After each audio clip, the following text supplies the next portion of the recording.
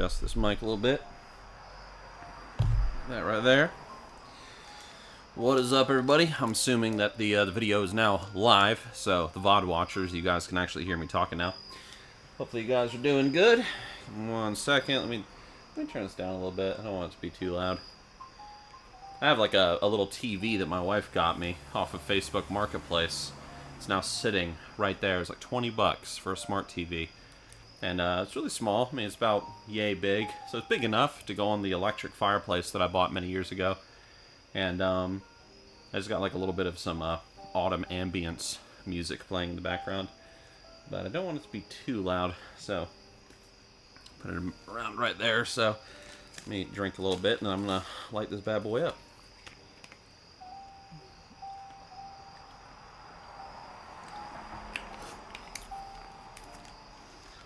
Tonight is going to be a relaxing night, my friends. Well, relaxing and productive. I've been doing a lot of video editing today and recording, and admittingly, I kind of wanted to escape the bedroom for a little bit, or the office. What is up, Mr. Thoander and Artemis Force? Good day, everybody. I was just saying that today I've been working a lot. Been working a lot on the computer, and I was gonna stream myself playing Legion Remix or playing Midnight Alpha. Got to get used to saying it.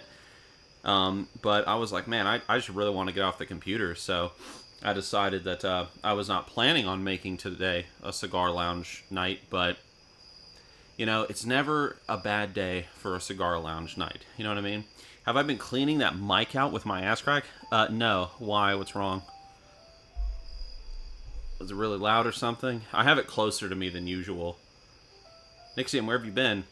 Well, I did stream yesterday, so I've been sleeping and eating in the living room and working in the office. Hi, Nixxiom. What's up, Hippozilla? Let me make sure my sound sounds okay. Oh, cool. My wife also... The top looks filthy. It's not. My wife apparently got 4 bags of free food. Hell yeah. Nice. We occasionally will look around on Facebook Marketplace for people that are just giving away free food. And we will totally just jump on that. And be like, yeah, like, we'll take free food. So it's a great way to save some money. Yeah, you can hear the music. Excellent. So today I'm smoking Palencia Alma del Cielo. This cigar I actually picked up completely by accident. A little while ago, I went to the Cigar Lounge, and I've never smoked one of these before. And they didn't have like the prices on display, so I was just grabbing like the ye old familiars. And then I was like, well, this looks like a nice, you know, Connecticut cigar. I don't even know how strong the profile is. And so I picked it up, and this is a $33 cigar. And I didn't want to put it back when I got it, because I had already put my hands all over it and whatnot. I kind of like, you know, it's kind of like cigar etiquette. You know, once you get your hands all over it, you shouldn't, like, put it back in the humidor. So I bought it, and, yeah, I should try pipes. Anyway, that's all I'm going to say about that. So I guess this is going to be a cigar review, as much as me trying to enjoy this cigar as much as possible, because I don't usually smoke $30 cigars. Well, $33.20, if I remember correctly. So hopefully it tastes good. Usually if I'm celebrating a very special occasion, I might get like a Davidoff cigar or something, but this isn't really a special occasion. But I'm here with you guys, so I guess that's special enough. I also got my matches today, because wiener sniffers don't like it when I use a cigar lighter to light my cigars. To be fair, I haven't been using my cigar lighter on the past few streams. I've been using a gas station lighter, just because I've been too lazy to refill my lighter. But anyway, let's give this guy a cut. And let's give it a smoke. I have to fix my V-cut lighter at some point, because it just does not want to go most of the time. You know, press the button down and see, it doesn't want to open. I gotta like actually use both hands to open it. But this V-Cut, man, I've had this thing for a long time. I paid like $60 for this Rocky Patel V-Cutter years ago. And this has just been like my companion for forever. And you probably can't tell, but like it is... Maybe you can tell. Like you can see kind of how roughed up it is. Like this thing has gone with me all around the world. So, anyway, give me 1 minute. I'm gonna like ASMR it up, and I'm gonna light this bad boy.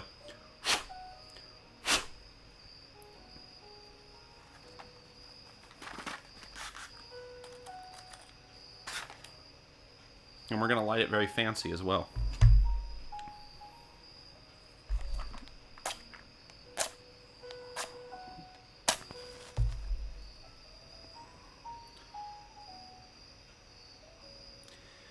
So since it's a $30 cigar, normally I wouldn't do this with like your average cigar. But since this is an expensive one, I'm gonna light it the proper cigar snob way. So I'm holding the head of the cigar above the flame. I'm not letting the flame touch the cigar. And I'm just letting that heat rise and heat up that tobacco. Match number 1. What I'm trying to avoid doing is I don't want to be puffing on the cigar and pulling in the flame, because I want that virgin puff to be as good as possible. So 1 second.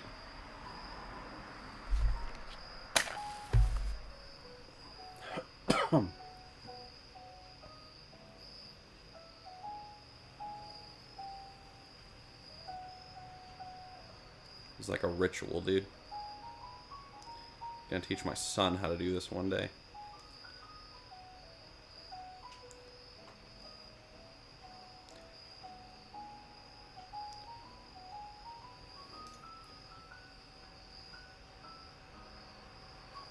You can see I'm getting that nice burn around it. But it's not ready yet. 1 more.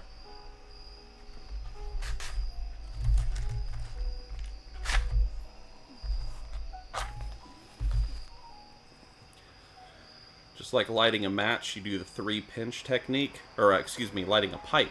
You do the 3-pinch technique. When you're lighting a really fancy cigar, you do 3 matches. In my experience.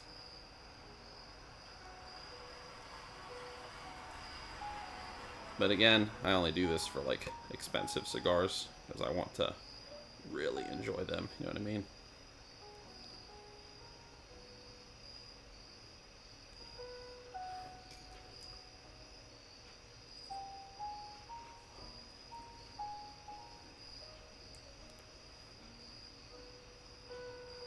Man, it's almost...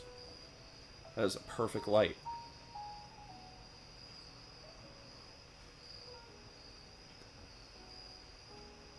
Perfectly lit. Alright.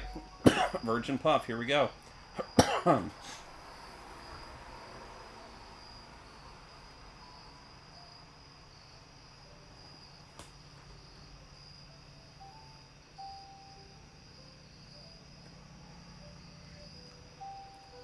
Very nice nutty flavor. Goodness gracious. Nice nut flavor. Got a little bit of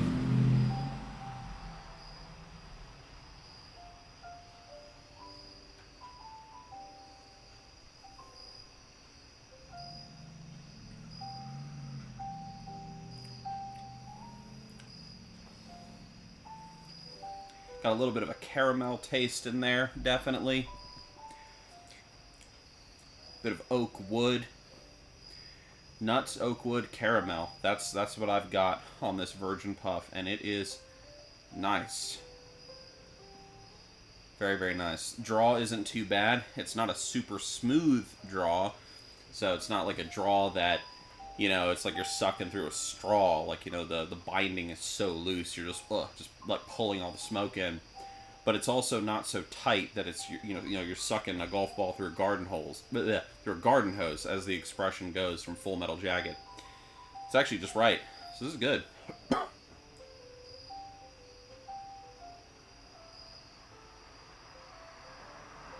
Very, very good. Very smoky cigar too.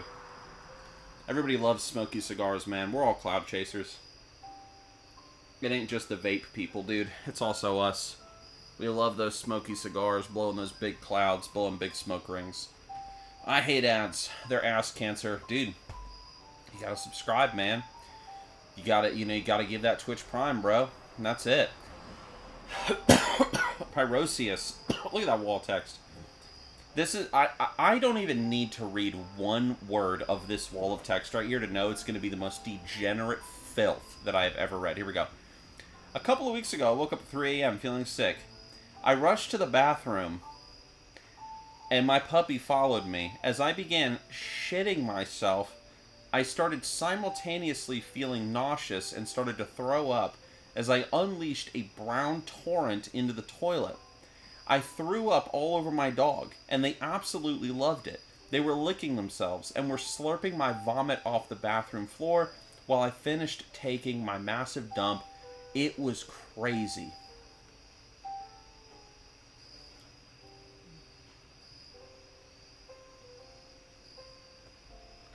What did I say? Pyrosius never has anything of value to contribute to the conversation. He just wants to, like, just disturb you a little bit. That sounded cool, Nixxiom. You and I have a very different definition of what sounds cool. I'm going to put my matches over there. There we go. Hey, new follower. Thank you, Max Topple.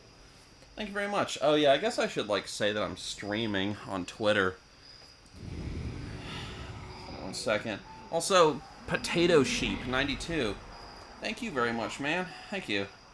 The stream just started, so give me 1 second. Let me put out a thing saying that I'm going live. Going live in the Cigar Lounge. Exclamation mark. So you know I'm serious. Twitch.tv/Nixxiom. Alright. Post. Okay. My pleasure, Nixxiom. Love your videos. Thank you. Somebody asked me earlier, have I made a video, like, talking yet about what I want to see from Classic Plus? I'm pretty sure I've made a video talking about what I want out of Classic Plus. I'm not 100% sure, but I'm, like, 99% sure. That's a video that I would make.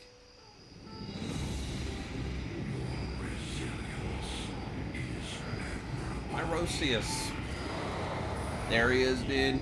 Subscribe to Nixxiom for more lovely stories. Dude, for every subscription that I get, Pyrosius will tell you more about his bowel movements. That's right. Thank you very much for 27 months in a row, man. You guys can hear me all right, correct? You know, the sound's all right. I did a lot of reorganizing in here this morning. I moved a lot of stuff around. Like, the only thing you guys can see is, you see that right there?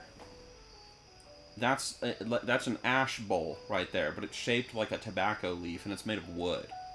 And that's the only thing that you guys can see that I moved. But if you could see everything else, you would see that I put a bunch of fall decorations over there, and I, like, redid the bookshelf over there with all my books. And yeah, man, the crickets sound good. Excellent, excellent. It is a very, very lovely night here in North Carolina. It's not too hot, and it's not too cold. It is perfect. Also, Scarol Moonwrath. What is up, dude? I haven't seen Scarol Moonwrath in... It's been a hot minute, dude. Were you hopping around in the stream, like, before the daughter was born, when I was kind of, like, a little bit more active? That was a few months ago. I think you were. Hello, Nixxiom. What's up, Towton? What is up, everybody? What is up? Everybody's just popping up. What's up, John Mayonnaise? What is up, fellas? Hope you guys are doing good.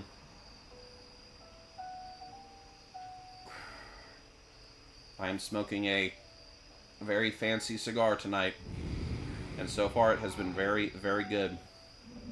Hold on.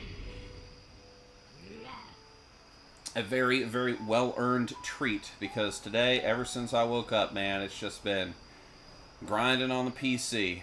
Just recording stuff, editing stuff, working in Google Docs, and writing stuff. But everything is going good, man. We got our we got the GMC back. I think I told you guys the story 2 cigar streams ago about how we purchased a new vehicle. We got this GMC, had like 200,000 miles on it. Started driving it down the road, after picking it up from the shop and stuff. And about 45 minutes down the road, every time I was going to accelerate over like 60 miles an hour, it was like the engine was shaking or something. And I was like, you've got to be kidding me. Like, this has to be like the transmission or something.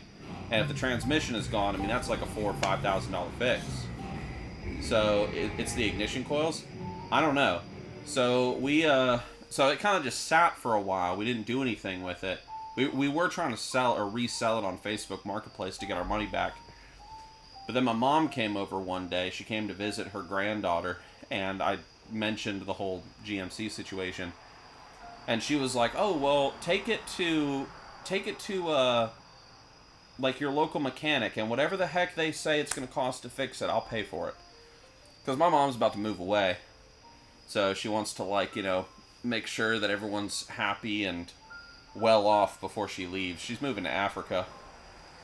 And so I was like, okay. So we took it to the shop, and they looked it over. They said there was like 4 things wrong with it. It was like $850, and she paid for it.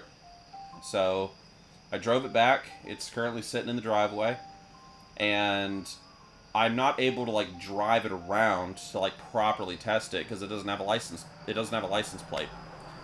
So maybe tomorrow morning, what I got to do is I got to wake up at 7 a.m. and go to the tag agency, get a tag for it, drive it around, and for a while and see if it has any issues. So wait, if I remember correctly, are you still trying or actually are living that lifestyle where you just live off the land essentially and just provide everything you need yourself, food, power, etc.? No, we're not homesteading. We would like to homestead in the future, most certainly. But we definitely both have the opinion of trying to live as minimalistic as possible. Or maybe that's not the right word. That's not the right word. Just trying to live with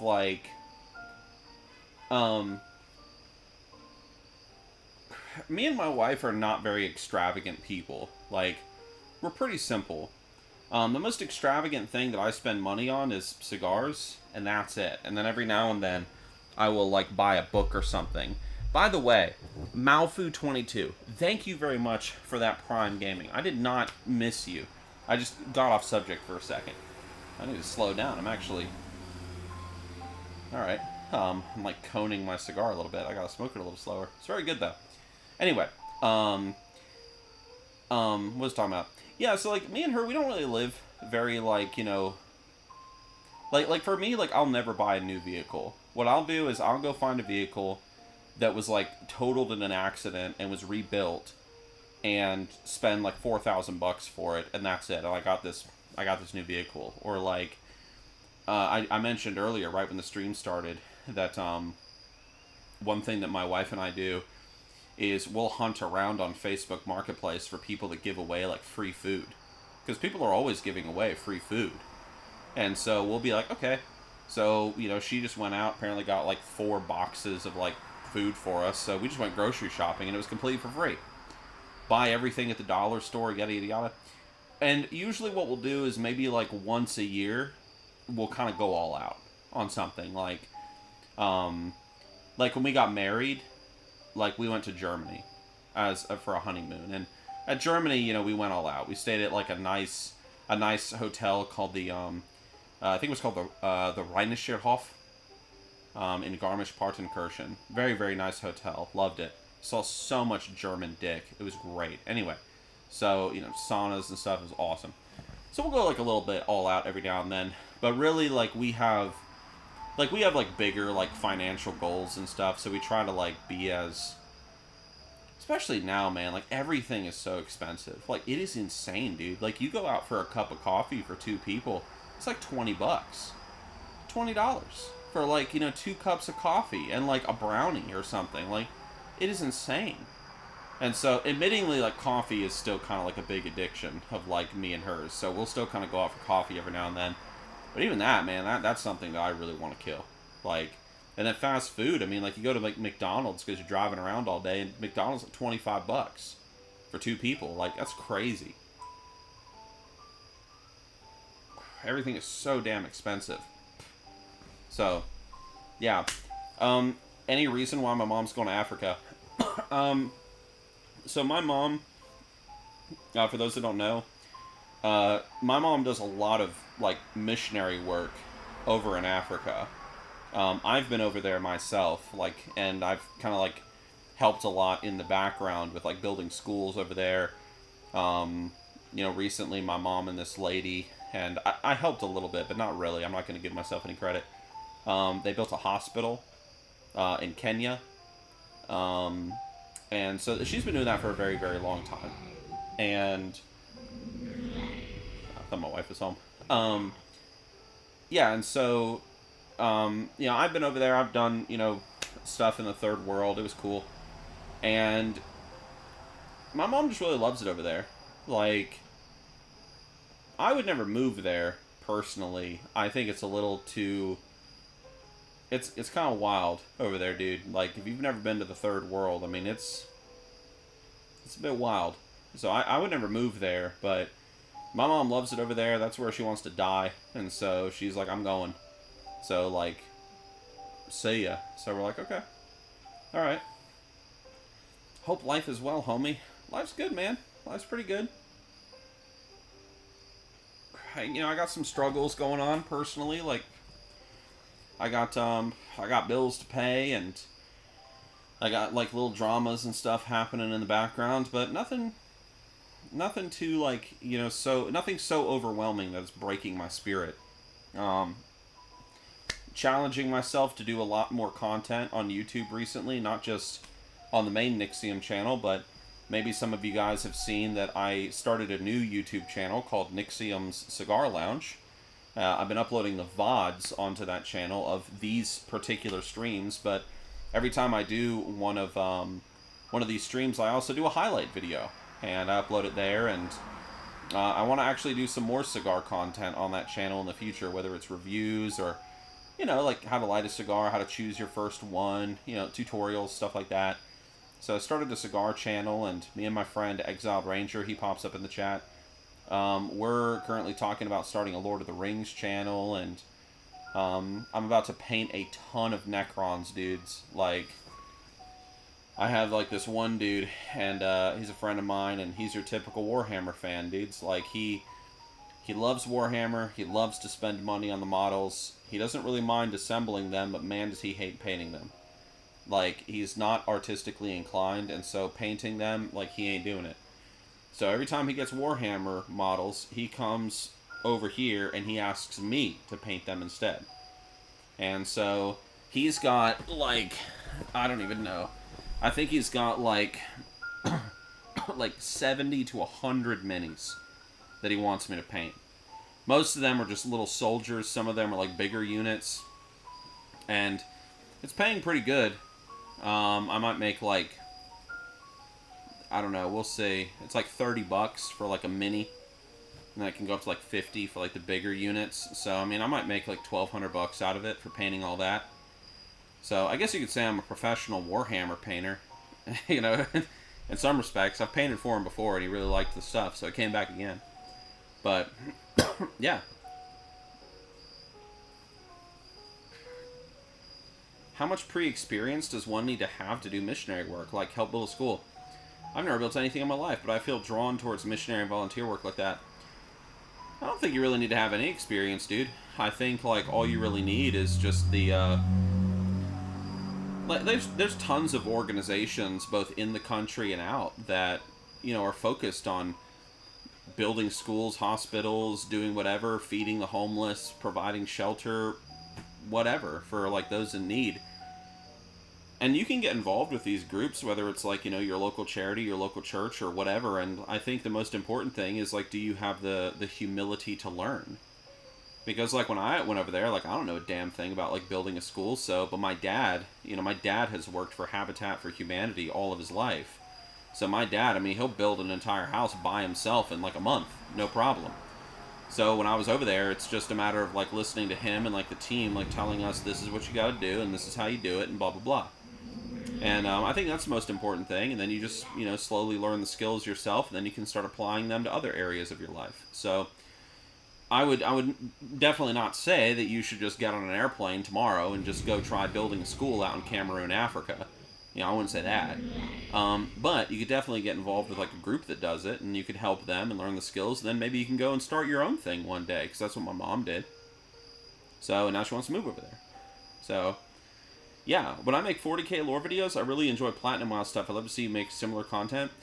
Right now, dude, I have a lot of channels that I'm working on. Like, I'm a little overwhelmed at the moment. I might have, like, bit off a little bit more than I can chew. But, like, I'm working on Nixxiom, Two Nerds Podcast, Nixxiom Cigar Lounge, the Lord of the Rings channel, the Nixxiom VODs channel. It's not too big of a deal, though, because it's just uploading VODs. The Nixxiom Highlights channel, which I'm going to start uploading stuff to that here soon. And then I have one more. I have a secret music channel that I've been working on, like, writing music and singing and stuff. I've been working on that. And then I'm also working on a book right now. And I'm streaming. So, and I'm taking the time to stream each day. So I'm doing a lot. But this is what I enjoy. I mean, I like being busy, man. When I'm older and, like, fat and, like, old, that's when I will rest. But for now, especially, like, while my kid is young, it is my responsibility to bust my balls and to make as much money as I can and to, I guess, advance as far as I can and do whatever, so that way, like, in the future, when my kid actually develops, like, proper memory and can remember things, she won't remember, like, Dad working 16 hours a day. All she's gonna be like is, wow, Dad has all this free time, like, whatever. So, yeah. So, but it's fun, man. I mean, I enjoy the work. Most days. Some days I do not. Some days I do not. I'm definitely no leader, but I love working from instructions. If someone is there to teach me, I'm definitely up for it. You've given me something to ponder on. Yeah, dude, like, it's just really... it's just... Look, no one's a leader to begin with. Like, it's a skill that has to be acquired. Like, even, like, the dude who... Like, when you got, like, some kid that seems like the natural leader in the group... Hold on a second, my wife's walking out. Hey. I see that. Did you get food? What'd you get? Pancake mix, flaked potatoes, a bunch of beef stew, a bunch of beans, a bunch of lentils, corn. You got a lot. Spinach.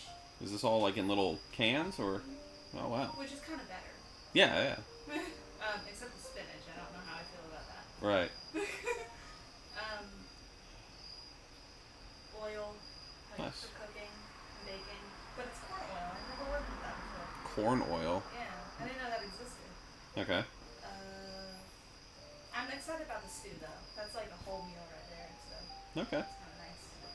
Well, I'm glad you guys made it home safe. Chickpeas. Chickpeas, nice. Something we'll actually use. I don't know about the baked beans with pork, though. That sounds gross to me. Oh, Right. camera's there? The camera is there now. So I rearranged things. Notice that there's a lot more room out here now. yeah. Yeah, that's what I was doing out here all this morning. I know. Okay. I'm sorry I didn't kiss your feet. And thanks. I mean, you can if you want to. Yeah, like, okay. All right. But no, it looks good. Nice. Do you, like, want something? You don't have to walk away. You asked me a question. I did. was about to go inside. I did ask you a question. Yeah, how's baby? Mad as hell. Is she? Yeah. She's like, how dare you put me down for 2 seconds so you can go do something. I know exactly how you feel, man. Like, I'm out here stressing. Right. Yeah. You think it's easy to sit here and smoke a cigar and just thank people for hitting the follow button? Yes. I mean, you know, I bet there's a lot of stress because you can't do what you really want to do. You know? Yeah. Like, I don't know. Like, thank Curiad for resubscribing for 44 months in a row. Loving the cigar streams while I work nights. How's my evening? Evening's going great, dude. Hold on, I'm just making fun of my wife. Anyway, you were saying? Fat. Yeah. Can I? Can you what? Like, Oh, she's calm. Can I like? I thought you said she was mad as hell. Oh well, she's calm. Do you hear her cry? She's mad in general. Yeah, but look. I can hear her right now. Damn it. Never mind. Okay. If she's calm again, I might want to. Yeah, I mean, feel free. Like, I got some things right there. I mean, if you wanted to smoke something. I want my half a cigarette that's in the ashtray. I can give you your half a cigarette that's in the ashtray. Okay. Alright. Give me a sec. Alright. That woman, I swear. No, she's good as hell. Okay. Okay, never mind. She didn't leave, apparently. Give me. Curiad, thank you very much for the 44 months in a row. It is very much appreciated, bro. Hold on. Here. Okay. I'm trying to make sure they can't see me. They don't see you. Can you, like, not, like, throw pillows and, like, hit my, like, camera equipment and, like, you know, like, it hit one you know, like, you chord could have, and you did could have, nothing. you could have broken You something, realize bro. how lightly I just did that? Yeah, okay. Hold on. I need. Hey, I need to read something. Anyway, Shadro says, that's so true. I worked retail as a manager for 10 years making good money, and once my kids were old enough to start school, I left and I started working for the school district as a head custodian and an engineer. Monday through Friday, 6 to Thursday, or 6 to 2:30, home every day with them. Not as cool of a job or title or pay, but the time with the kids makes it worth it. Exactly. I don't know if you guys can hear baby in the background, but she started freaking out again. I don't remember what I was talking about. Leadership is an acquired skill, dude. You'll learn it in time as, like, you gain experience. But the first step is just being, like, to have a degree of humility, to just be like, I am here to learn. Right? It's kind of like the, it's kind of like that old wisdom. That, like, every dude at some point... Welcome back. Every dude at some point needs to get his ass kicked. You know, you gotta get, like, your shit beat in, dude. And you wanna know why that is? So that way, when you get your ass kicked, because you thought you were, like, you know, some tough guy. You thought you were real cool. But then you get your ass kicked. You realize that by getting angry and stuff, you don't go Super Saiyan like in Dragon Ball Z. That's not how real life works. Anyway, so you get your ass kicked. And you know what you then feel? You feel a great shame. A great shame washes over you. And a great insecurity. And you realize how weak you are. And you realize how pathetic you are. And you realize that all these people are looking at you and laughing at you. And delighting in your misery. And that is good. That is exactly what you need to feel. That's your bedrock, because on top of that foundation, you can begin to build. When are you going to play WoW, Nixxiom? First of all, Darf, shut up. Second, probably tomorrow. I'm never mean to my Twitch audience, dude. My Twitch audience knows that I love them. He says, no, you shut up. Shut up, Heldarf. Anyway. Baby is crying a little bit again. I like how you came out here to smoke that damn cigarette and you're just blowing it straight into my face. Everyone is going to think that you're like a regular cigarette smoker. Like, because every time I stream, you come out here and smoke a cigarette, so everyone's going to think that you're like a cigarette-aholic. It's social. Yeah. My wife will smoke like one cigarette a week. You guys have just kind of like lucked out and you've just been here while she's done it. Have you ever been so angry that you piss yourself? Yes. Apparently, yes. To be fair, I was 38 weeks pregnant. Okay. I've never been so angry that I've pissed myself. I can't even recall a time when I did piss myself. Now, I used to shit myself a lot.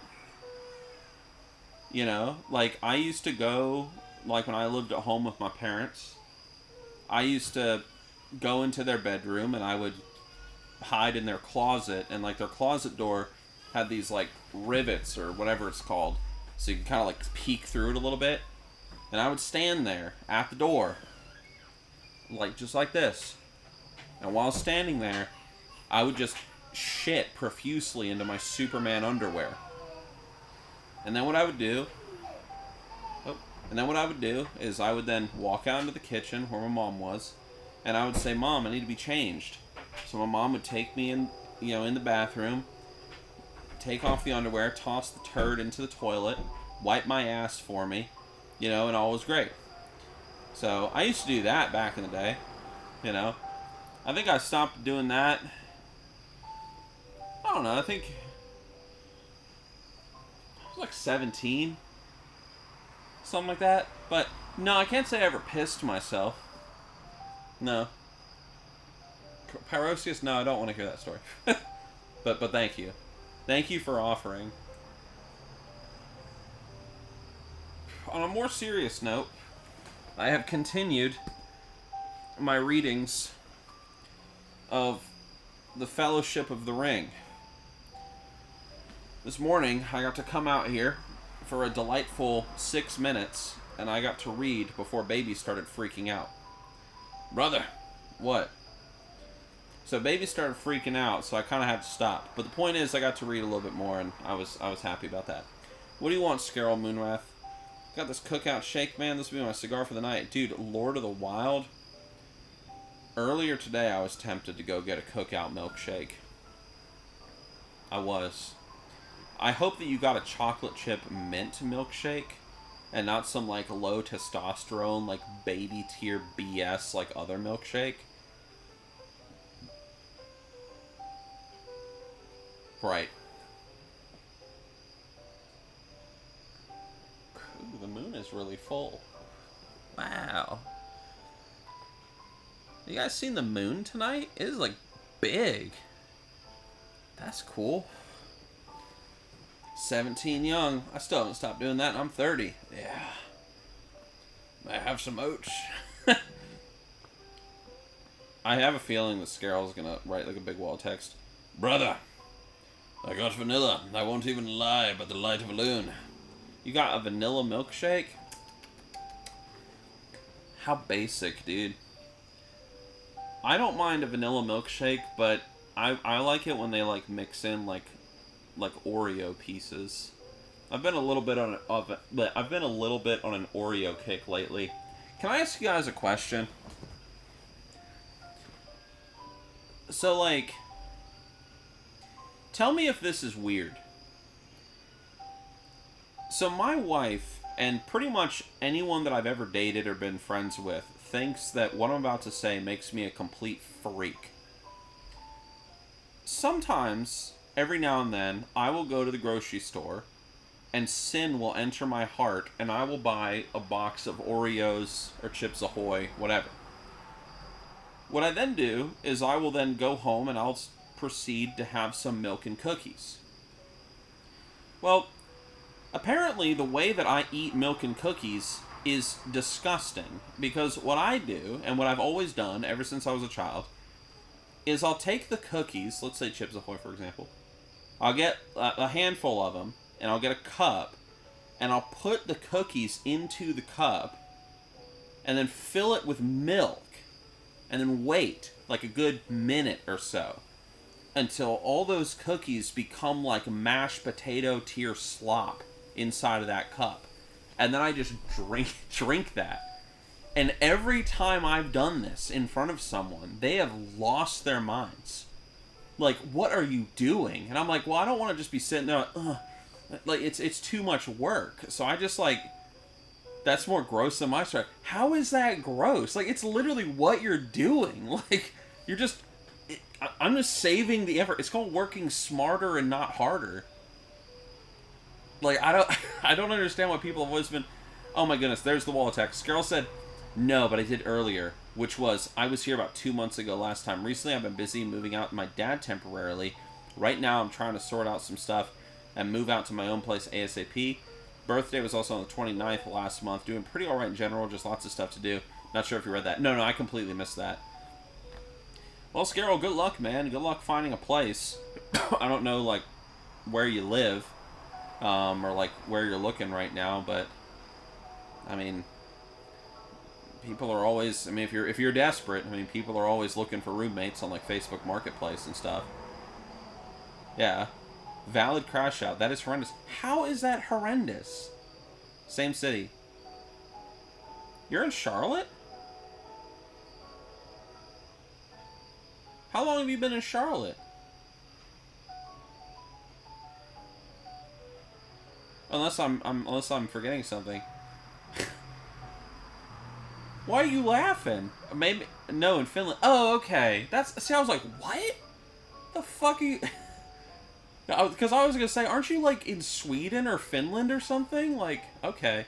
There was this one dude that would watch my streams, and I don't remember who he was. And one day I put out like this call, and this is when I was doing like a bit better, like, you know, on Nixxiom with money and shit. And I put out this call on Twitter, and I was like, hey, I'm looking for like a video editor, like help me with making videos and stuff. And so this one dude's like, I wanna a video edit for you, Nixxiom. And I was like, okay, well, let's do a job interview. And he was like, huh. So anyway, so I had this dude on Discord, and we, like, get into a call with each other, and the guy is, like, very sweaty. He's very nervous, you know. I have freakish aura, apparently. So, anyway, so we get into a call. The dude says that his microphone is broken, so he's typing, and I'm talking. And then I learned that he lives in Charlotte, North Carolina. He lives on the other side of the city. So I tell him, I'm like, dude, I'm down here in wherever right now, like, you know, chilling out. Like, why don't you come over here and we'll do this interview in person? So anyway, so he ended the call, and then he blocked me, and I never spoke to that guy again. I scared the hell out of that guy. I don't even know what I did. Let's see. Hold on. Before cancer, I was in my mid-20s. I felt immortal, taking shit for granted. Cancer got me looking at my immortality eye to eye, made me evaluate what's important in my life. Death itself me up, made me more humble. I'm appreciative of my experience. In a way, getting my ass kicked and growing from it. But a bit different angle. Dude. Well, I'm sorry you went through that, man. But, like, that's cool that you, like, took a lot of fruit out of it. That's awesome, man. Glad to... Oh, I'm assuming that you're, like, 100% better now. He got nervous. He got nervous, man. I've met a few people in person that have recognized me, and they've been, like, really, like, wigged out. Like, oh. But most, like, 98% of the people that I've met in person that recognized me, they were, like, they were really cool, and they didn't really have any issues. There was this one guy, I don't think I told you guys this story, because I think this happened while I was not streaming. It was after Annie was born. I went down to Matthews, North Carolina, and there's a cigar lounge there called 105. And I was sitting in the front, and this was years ago. I was sitting in front of the cigar lounge, and it was near Christmas. And there were these three dudes walking down the street, three young teenage guys. And they saw me sitting there in my trench coat and stuff, and they're like, man, that guy's so cool. And one of the dudes was like, dude, like, I was like, are you Nixxiom? So I started talking to these three guys. They were about to graduate high school. I don't remember how old I was at the time. I was probably like 31, maybe 30.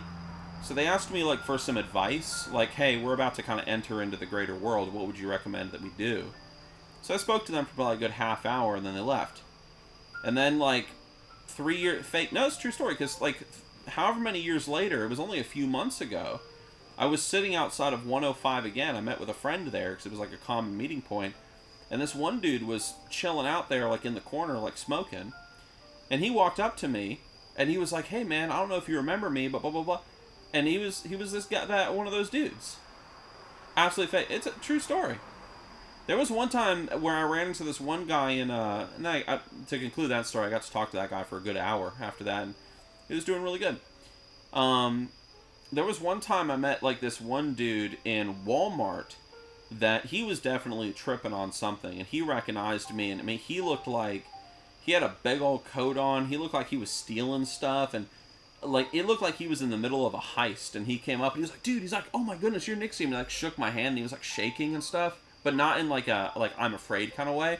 Like, I just took something, and I'm really excited, like, anyway, so I, like, shook my hand, and he was like, oh, dude, I used to watch you all the time, man. I loved your stuff. I gotta go. And then he just, like, ran away. It was great. How long was he? He was probably about, like, 5 feet 11 long. Something like that.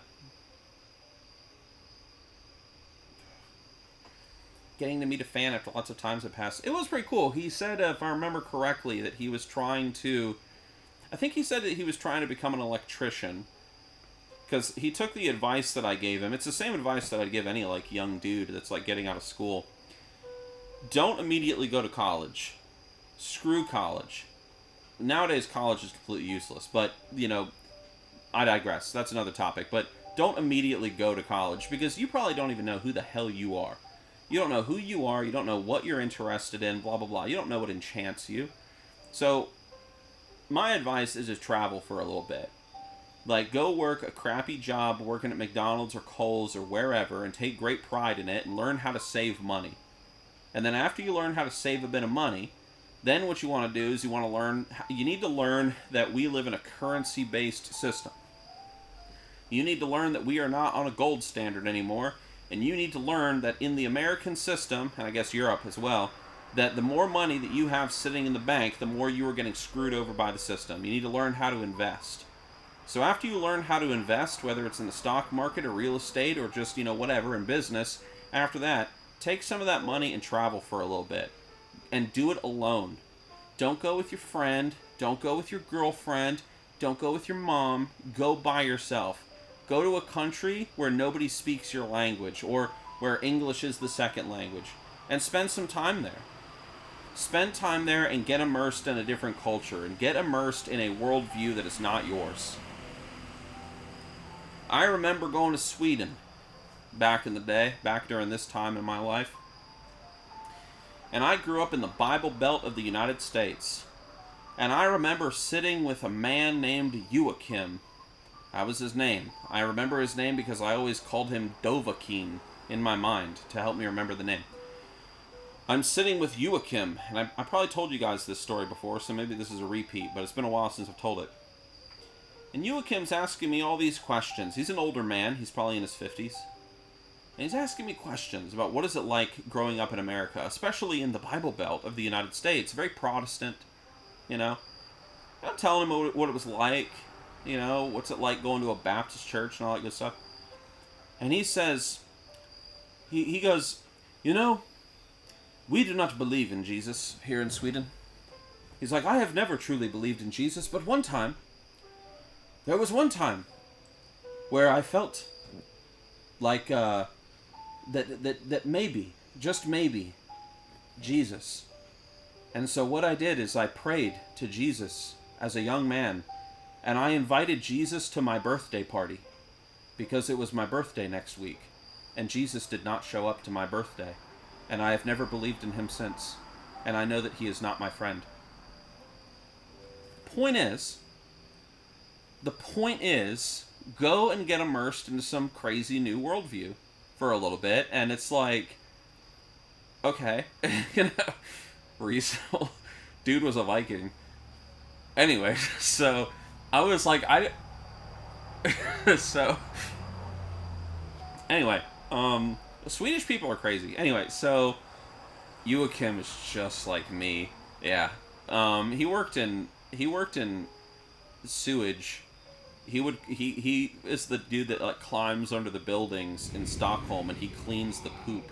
Anyway, so yeah, so Jesus is not his friend apparently. But anyway, the point is, go get immersed in a different worldview, get challenged a little bit, and then come home. And then another thing that I think is really important before you go to college is learn how to think and learn how to study. That's pretty much it. Opinions on the track Palo Alto from OK Computer Not Okay. Dude, I don't know what you're saying. You're speaking Japanese, bro. Like, what are you saying to me? So, that's what I think that you should do. Yeah. Especially learn how to study. A lot of people go into school and they don't even know how to study. They've never even been taught how to study. Because there's like a proper way to do it. And everybody learns differently. So you kind of got to learn like the different ways of learning, the different techniques, and see what works most for you. And then, yeah. So that's my advice, at least. My stomach is hurting. Should I stay in my desk chair or go to the bathroom? Just stay in your desk chair, dude. Your desk chair is filthy enough. Like, if you let it out right there, like, it's not going to change nothing.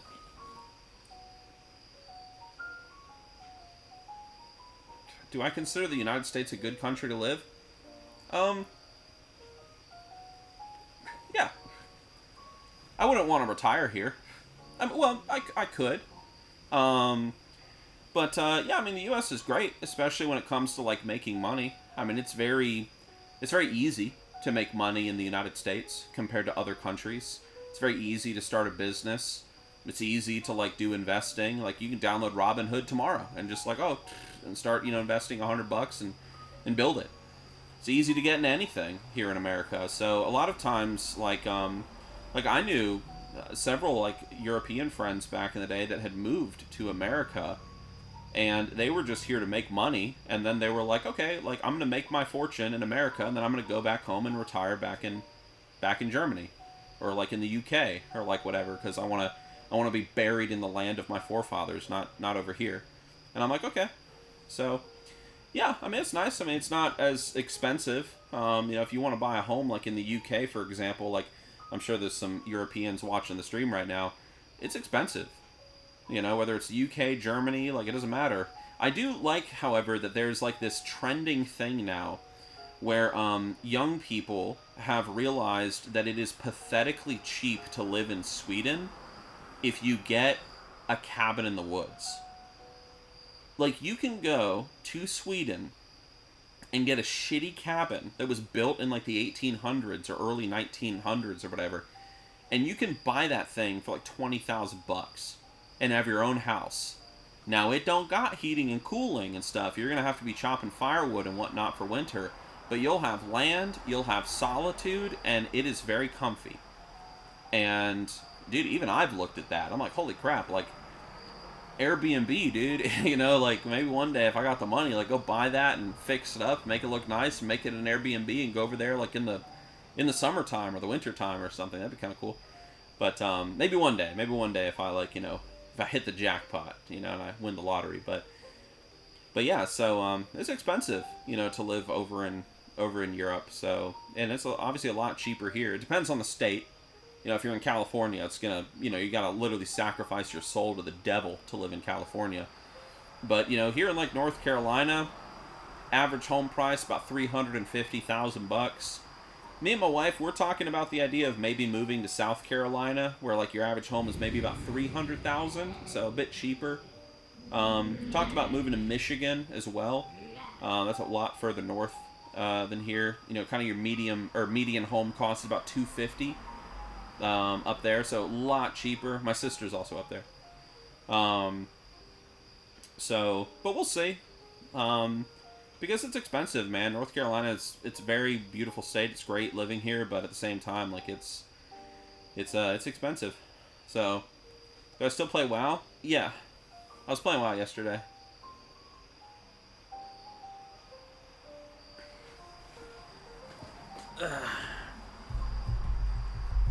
We have different views on what a happy life is. Maybe. Let's see.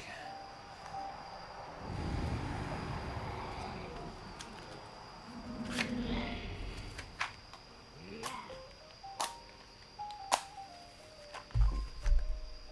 broke my match.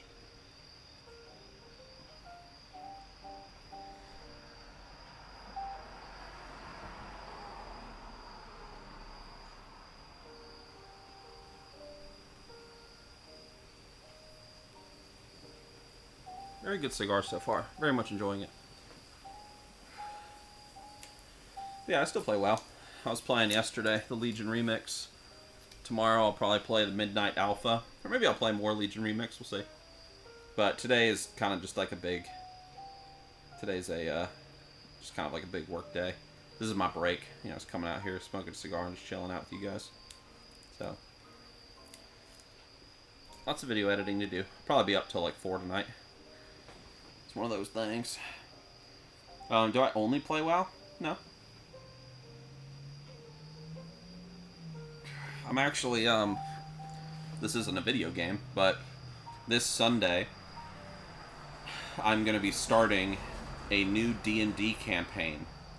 My friend Sean has recently begun a Lord of the Rings D&D session, and they only played for the first time last week, and I have heard tell of this, and I was invited to take part. So Friday evening, we'll be playing D&D here at my house, and then Sunday evening, we'll go play Lord of the Rings D&D down at Sean's house.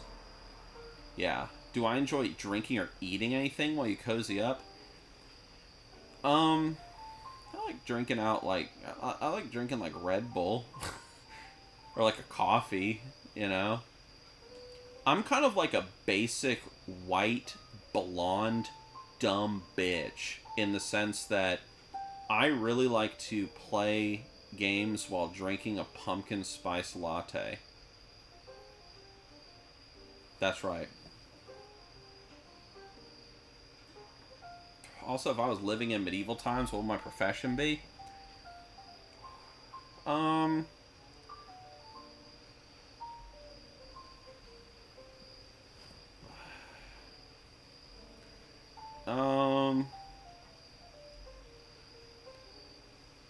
That depends. It depends if I have a family or not. If I had a family, I'd probably do blacksmith. But if I was younger, I probably might like pursue like the priesthood or something. That'd be fun. I get the pumpkin cream cold brew from Starbucks. Yeah. Where's Mooklock? He's over in the UK. He's currently house hunting right now, actually. He has been saving up for a very long time. And he lives in London, and he is looking for a home, which is still kind of close to London, because, you know, he wants to be near his family, and near his work as well. And so he's doing a bit of house hunting. So he was actually just here a few weeks ago.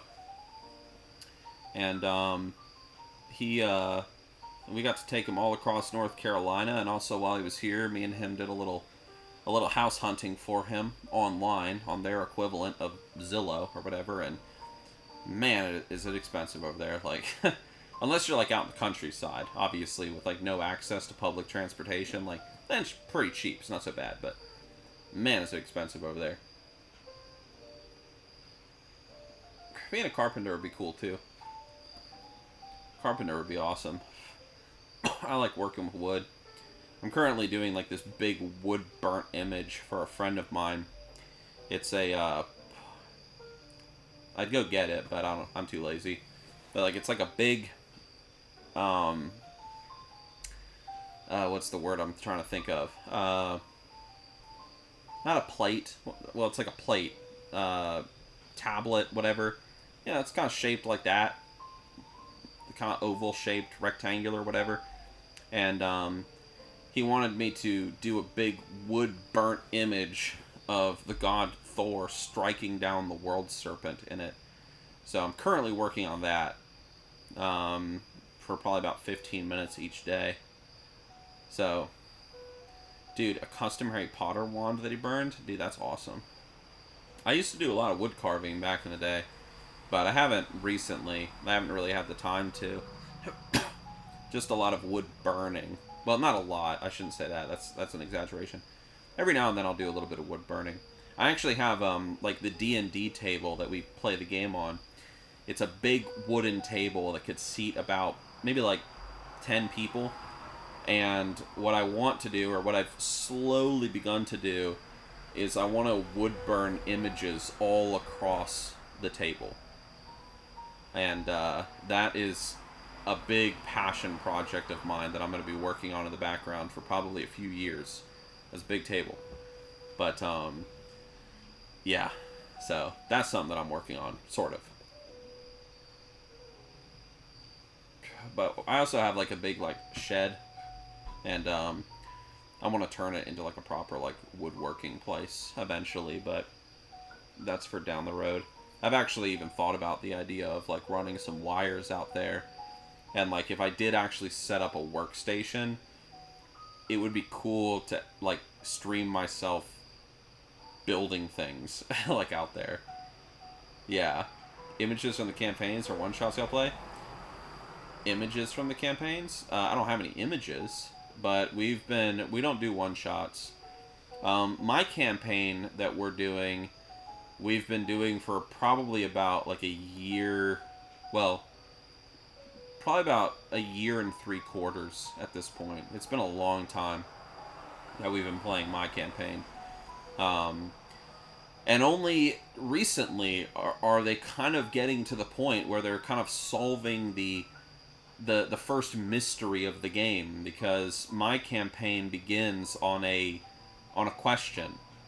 Um, it begins with these players just appearing at a magic circle out in the woods, and they're surrounded by these bodies of like these like grotesque horrors that are covered in this like strange green liquid, and they themselves are covered in this strange green liquid, and they don't know how they got there. Some of them have come from thousands of miles away. Some have, they lived in the area, but they just remember doing something, and then they just woke up at the circle in the woods. And they've been on this big mystery hunt of like, how the heck did we get out there, like, ever since? Because their first instinct was that, we were summoned here.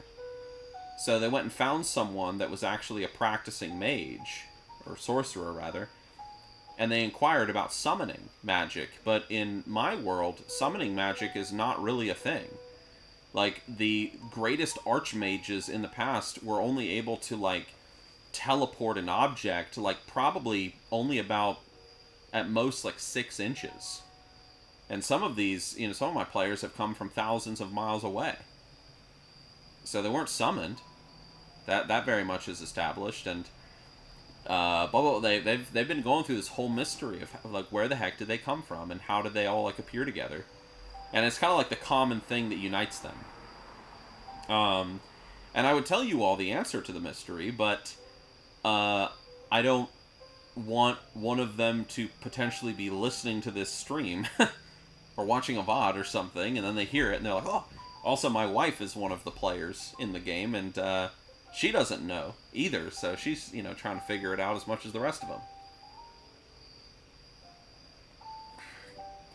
They're also not undead, so they figured that out recently. They're not undead. They were not summoned. Yeah, so the wife wants to know how old my baby is now. She's almost 5 months old. Yep. Almost. In like another, let's see, what day is today? Yeah, so like in like a week, she's going to be 5 months. So, if portal machines ever be a real thing, wonder how it'll work for real? Maybe. It'll probably be one of those things, though, that if they invented a portal machine, it's kind of like you go through it and you, like, die. And then, like, you are rearranged, on the other side. So technically the old self of you died, but you're not really, like, aware of it. Yeah. Night Elf players are soy products. Night Elf players are actually really cool and handsome, like, in real life. Like, I'm not speaking from experience, but, like, you could say that I am. They're very clever and funny and awesome. Agreed. Exactly.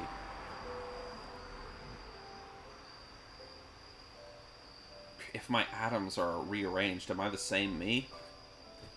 It's a good question. Good question. So, but yeah, going back to the question, do I only just play WoW? No, I play a lot of D&D, a lot of tabletop. I very much enjoy my role-playing. I think I told you guys, like, a few cigar streams ago that I'm currently planning, like, this big, like, well, not big, but, like, a LARP event at Yawari National Forest here in North Carolina. Just getting together with several people and going on a big LARP hike all through the woods, and then arriving at our campsite, kind of just making, like, a big loop back to the cars. And then, like, once we make it back to the cars, like, sometime in the afternoon, we'll then just play D&D as our characters for the rest of the night. So playing D&D under candlelight and under the stars, like that's, I've never done that before, and so that's something I'm very much looking forward to. Very much looking forward to that. Also, being out, like, and doing LARP hiking is always fun, man. If you've never, like, if you've never gotten yourself, like, a really good, like, Ren Fair costume where you look like Aragorn from Lord of the Rings and you're just walking through the woods with, like, your sword and stuff, like, it's so much fun. So, everybody will look at you like you're a complete freak, but everybody wishes they were you, alright? And if, like, if they say they don't wish they were you, they're lying. 100% lying.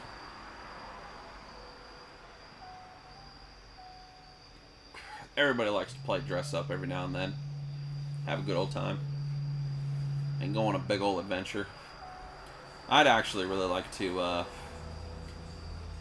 like, another, like, small adventure that I want to go on, that I'm talking to a few friends about. I think last cigar stream we had a few Norwegians in the chat. Disgusting. But I'm talking with a few friends about, finally, like, we've been talking for a while about doing this, like, big motorcycle adventure out in Norway, where we just fly over there and, you know, we rent motorcycles and just go all through the fjords for a while, and I would like to make that a reality. But I think that if I do end up taking a trip back to Europe soon, or like whenever it'll be the next time I'm able to go, I'm probably going to be going back to Germany. Originally the plan was to go to the UK, but I think I'm going to go back to Germany first.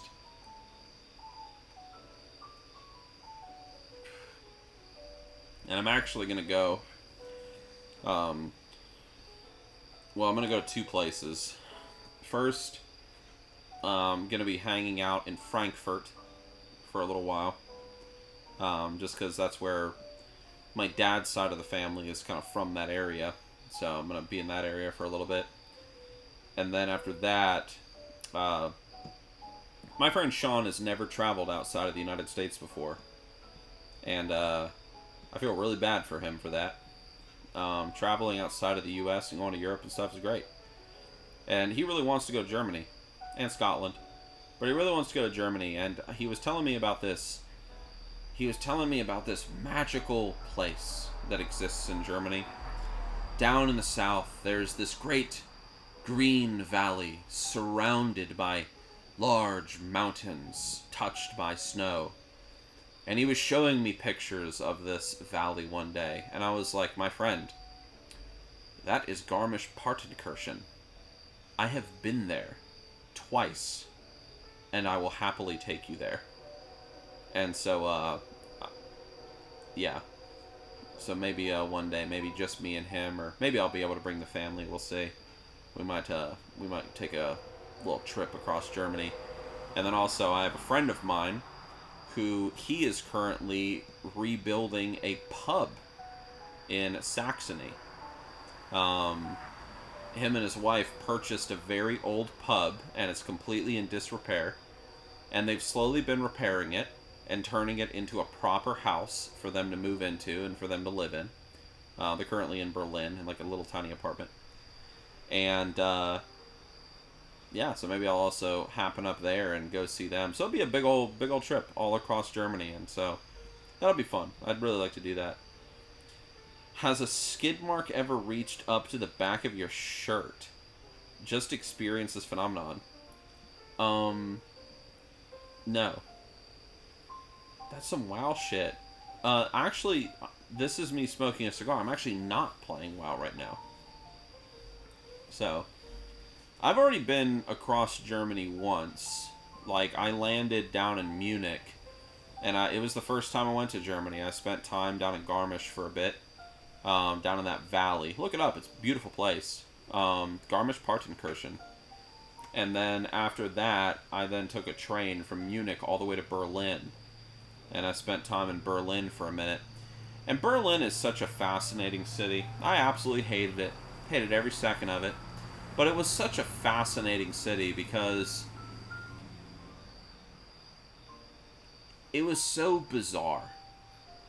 Obviously, most of Berlin, like, had the crap bombed out of it in World War II. So there was a lot to rebuild. And so you have a city that doesn't know what it is. On one second, you're looking at this like this building that is just covered in statues of like Teutonic warriors and stuff, and holy crap, you got like that great Prussian pride going on. And then the next building right next to it is this modern art vomit that just looks terrible. And then the building next to that's all fancy and stuff. It was such a bizarre city. The most bizarre city I've ever been to. I don't want to go back, but I feel like at some point I'm gonna have to go back to Berlin. What character am I playing right now? Well, I'm leveling an undead mage in classic. I'm doing that. And then on the Midnight Alpha, I am playing a Blood Elf Paladin, just because I felt like it was appropriate to play a Blood Elf Paladin. So tomorrow, my plan is to play the Midnight Alpha, so you guys will get to see that character. And then War Within, I have Nixxiom, the Night Elf Death Knight.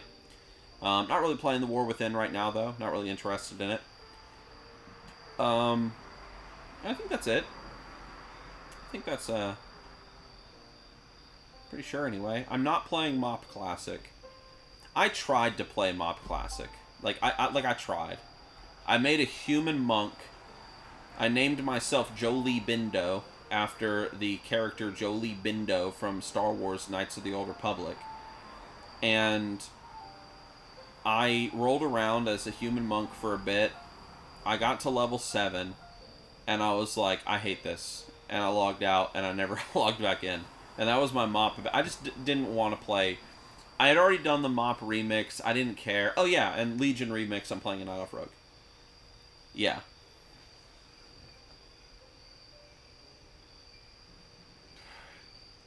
Yeah. I've heard the Midnight announcement seriously showing off all some of the more interesting side of the Cinderai culture. It's weird, dude. Like, I don't know. Like, on one hand, like, when you're flying around in Quel'Thalas in WoW Midnight, on one hand, like, it looks incredible. Like, it's so cool. But on the other hand, you kind of sit and realize, like, just, like, how...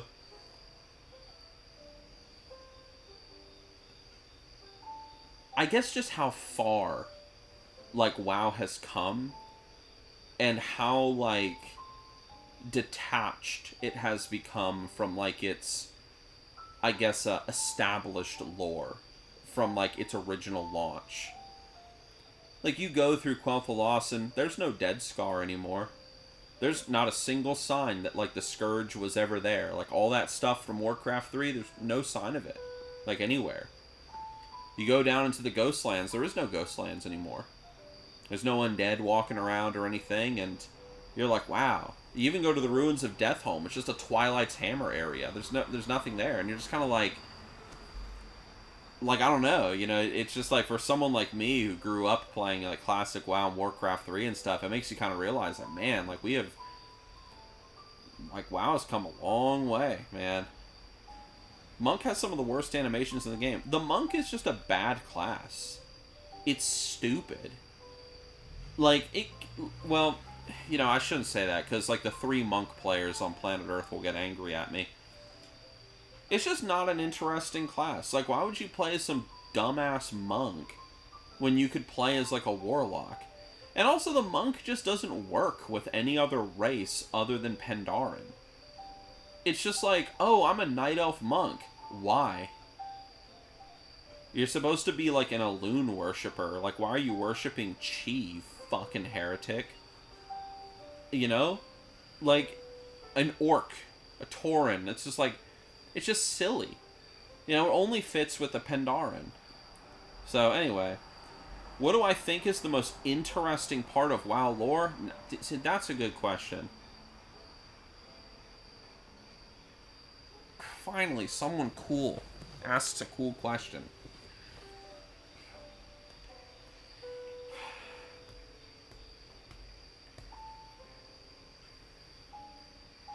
for me personally, I think the most interesting part of WoW lore,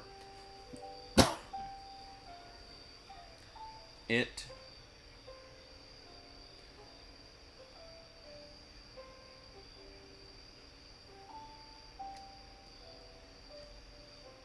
off the top of my head, I mean, my favorite corner of WoW lore is anything to do with, like, the Scourge, the Undead, Necromancy, the spooky stuff.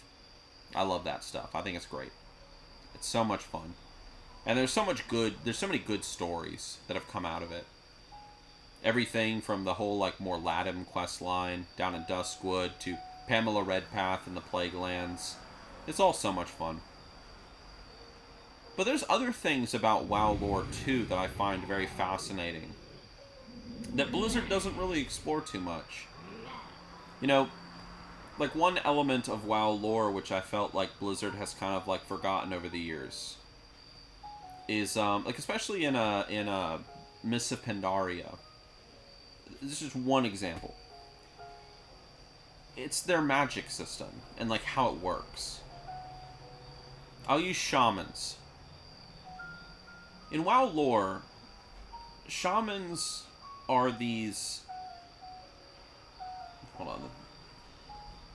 1 second.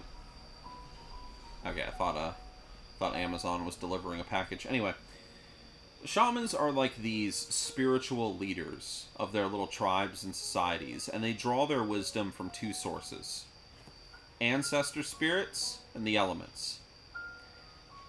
And how the shaman attains their magical power is by being in submission to the elements. The elements are these tremendous beings of power that span all across the cosmos. The element of fire is not limited to just Azeroth. It exists on planets uncountable. And there's also a mysterious fifth element that exists beyond fire, earth, water, and air that shamans are aware of, but only the most powerful shamans can tap into, a sort of proto-element that informs all others. And in the story Unbroken, for example, back in TBC, one of the things that's established very strongly is that a shaman does not have power over the elements. It's impossible. The elements are too big, they're too powerful, they're like gods. And in order to receive the power of the elements, a shaman must fall onto his knees in submission to them. And things like that I find very fascinating in the lore. Because of just, like... I don't know. I guess my, like, inner role player immediately kind of kicks in. Because then I'm like, oh, well, what is it like to be a shaman? And what do these rituals look like and stuff? And I remember it was very disappointing for me in Mists of Pandaria, where Blizzard kind of brought the Dark Horde into things. And suddenly you have all these dark shamans that just, like... through some unknown way, they were able to force the elements to bend to their will. They could just cast fire and water and things, like, at a whim. And suddenly, the elemental magic system was just another form of basic arcane magic. It was not a living magic system anymore. Like, you know, fire and water and air actually had a consciousness behind it. Now it was just like arcane magic. It's just something in the air that you just pull out of, and it has no will of its own. And I felt that that was a reduction in the lore. Same with, like, druidism. Like, druids draw much of their power from the spirits in the wild. Well, what if a druid becomes evil? What if he becomes corrupt? You know, sometimes, even, like, in classic WoW lore, you can encounter satyr, demons, that have the ability to shapeshift and become animals. And we know from, like, the original lore that the way that a druid becomes an animal is he accepts a piece of this animal's spirit within himself, or herself, I suppose. And by having that piece of their soul within them, they can then take on their shape. How do they do this? Well, you know, it's some crazy esoteric ritual that's not explained. It's just, you go talk to the bear spirit in Moonglade, and the bear is like, be strong for your allies, bitch. And then you're like, whoa. And then suddenly you can become a bear. It's probably a little bit more esoteric and weird and, druidy, like in reality. But anyway, like, so things like that I find really interesting in the lore. Like, how is it that a satyr is able to shapeshift? Like, shamans and their magic system. Like, the magic of Warcraft had, this is really what I'm getting at. I find the magic of Warcraft to be very fascinating. The Scarlet Crusaders, like, they can use the holy light even though they're attacking innocents. It's like the magic even is sort of like governed by a morality of sorts. The magic system has like its own will, its own way of doing things, and it's not, and like, all these different systems kind of clash with each other. And I wish Blizzard would explore that a little bit more. And that's all.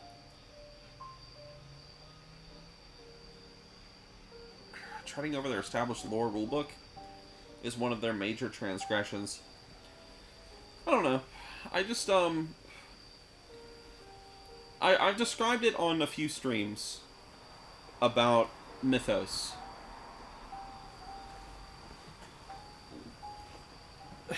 World of Warcraft's old magic system had an element of mythos to it, which I really enjoyed. I loved it. It was wonder-inducing because it was not explained. How is it that this is able to happen like this? We don't know. The wind is blowing. It's very, very nice. I don't know if you can hear it in the microphone, but it's really nice. I have the windows open in here, so it's just going straight through. The relationship of shadow magic to the magic of the light in like classic WoW, for example, it's like, well, shadow magic is apparently the magic of wickedness, the pursuit of power, selfishness, vanity, whatever. You see that with the cult of the Forgotten Shadow that the Forsaken, have established, and that's their religion. And yet you then have the light being used to harm innocents with, like, the Scarlet Crusade. So, like, what's going on there? And again, it's not really explained. We don't have Naru back in, like, classic WoW. Like, oh, this is the Naru, bro. Oh, it's the Void Lords. It's the Void Lords, bro. Like, and so there was a lot of mythos in classic WoW storytelling. Even things like the dragons. Like, what are the dragons doing? Like, we hear about the dragons, but what are they doing? I don't know. But apparently the dragons are so powerful that a single, like, daughter of Deathwing is able to infiltrate Stormwind to the highest degree and manipulate all the pawns on the playing board to, like, corrupt the entire, like, kingdom of Stormwind and the Alliance as a whole. Holy shit. It makes you wonder, what are the other dragons doing? What are they up to? What powers do they have? What I'm getting at is that there was a big sense of mythos in the old lore. A lot of things that were not explained, and it created a sense of wonder. It created a sense that the world was very large, and there was much in the world that was not understood. And I feel that Blizzard over the years, again, I've talked about this many times on stream, so, well, not many times, probably like twice. So this is maybe a repeat for some people. But I feel that over the years, what Blizzard did is Blizzard, in a very Greek way of thinking, is they looked at their mythos, and for some reason, see you later, Pyro. For some reason, Blizzard felt that they had to explain everything. Everything needed to be explained, down to, like, the most minute detail. Where does the light come from? Where does the void come from? What is the purpose of this? What is the purpose of that? What are these people doing right now? What do they work towards? What's their goal? Like, blah, blah, blah. And I felt like they took their mythos and they reduced it into logos. So, I tend to use the ancient Greeks as my analogy for this, because the ancient Greeks, what they did is the early Greek philosophers, they looked at the mythos of what their people believed in with the Olympians and the gods. And the ancient Greeks looked upon their mythos and the wonder that it created, and they conceived the idea that human reason had the ability, humans have this power, which is reason and rationality, to not only understand the world around them, but we also have the ability to understand ourselves and even divinity itself. And so suddenly now we have this shift in Greek philosophy from a mythos-based mindset of like, well, we have like the divinity of the gods is not understood. We don't understand it. We don't need to understand it. It's not our place to understand it. We just need to know that it works. And that's it. And it's just the way things are. To suddenly now it's like, well, we need to explain, who is Zeus? Who is Jupiter? Who is Hercules? Who is Heracles? What do they stand for? What primordial essence do they represent? What is their form? What is their function? So on and so forth. And this is where you kind of have your Socrates and your Neoplatonism and whatnot all popping up. And, yeah. So, am I with anybody? No, I'm alone today. Mitch still, welcome to the stream, by the way, Mitch. So, and the consequences of this are still present to this day, ever since the Greeks did this, because to this day, there is still the predominant, like, belief across, like, the, much of the Western world that man has this great power of reason and rationality, that he can understand all things. And if anything cannot be understood, it is just simply nonsense. So, and yet this is not how people thought back in the day. It's a very unique thing that the Greeks did. So if you compare it to, like, the Germanic world, if you read, if you read books like, like Culture of the Teutonic Peoples and stuff, whatever, or you even read things like, your Poetic Edda, you don't see this in the Germanic world. You don't see this in other cultures, this reduction of mythos into logos, but that's a whole topic. Anyway, my take on soft versus hard magic systems for WoW storytelling, personally I prefer soft magic. I like magic that moves in the background, that is not fully understood, but its presence is well felt. So, to make like a real life comparison, I like magic that kind of functions almost like, I'm making this comparison because I think everyone's going to understand it. A magic system that kind of works like the Holy Spirit, or the Holy Ghost in Christianity. Jesus explains the Holy Ghost as being like the wind. It's like you can't see it, you don't know where it came from, you don't know where it's going, but you do see its effects when you look behind you, and you see how it has changed things. And it's like, huh. And it creates that sense of like, whoa, like I see how this led to this, and led me here. Like, and put how all this, it's, Lord of the Rings, for example, is a great, it's my favorite fantasy universe, just because Tolkien incorporated a very strong soft magic system, but every now and then a little peak of hard magic comes out. And I really like that. I like the idea of soft magic being the dominant, but hard magic will pop up every now and then, but it's very rare and it's hard to do, and only certain people can do it. And I think that's cool. So, but yeah, once you got, like, what you just said, Mitchzilla, once you got, like, Dragon Ball Z, or Naruto, like, and it's one of the big criticisms of, like, Naruto's storytelling, where it started with this kind of more simple magic system of, like, I can make a fireball, to, like, suddenly it's like, I can summon an entire planet and bring it down, and, like, and I can turn myself into a giant, 60,000 foot tall, like, spectral samurai, and fight you, or whatever. It's like, okay. So, a little ridiculous, but okay. Yeah. Yeah, the Game of Thrones magic system is really what I prefer that. Now, obviously, World of Warcraft does not operate on a soft magic system. Right? It's not. There's no soft magic in World of Warcraft at all. There is no mysterious hand of God behind the scenes in World of Warcraft.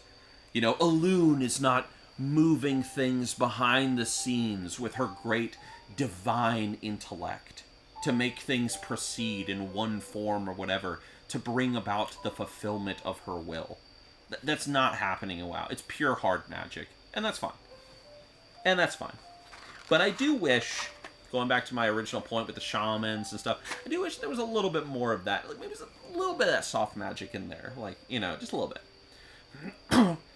Maybe the old gods a little bit. Yeah, that's true.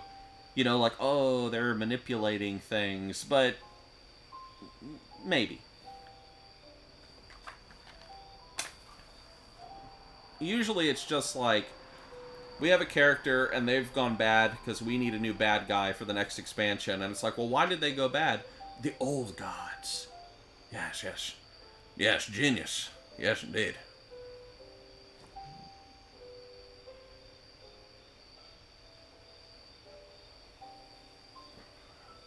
Yes.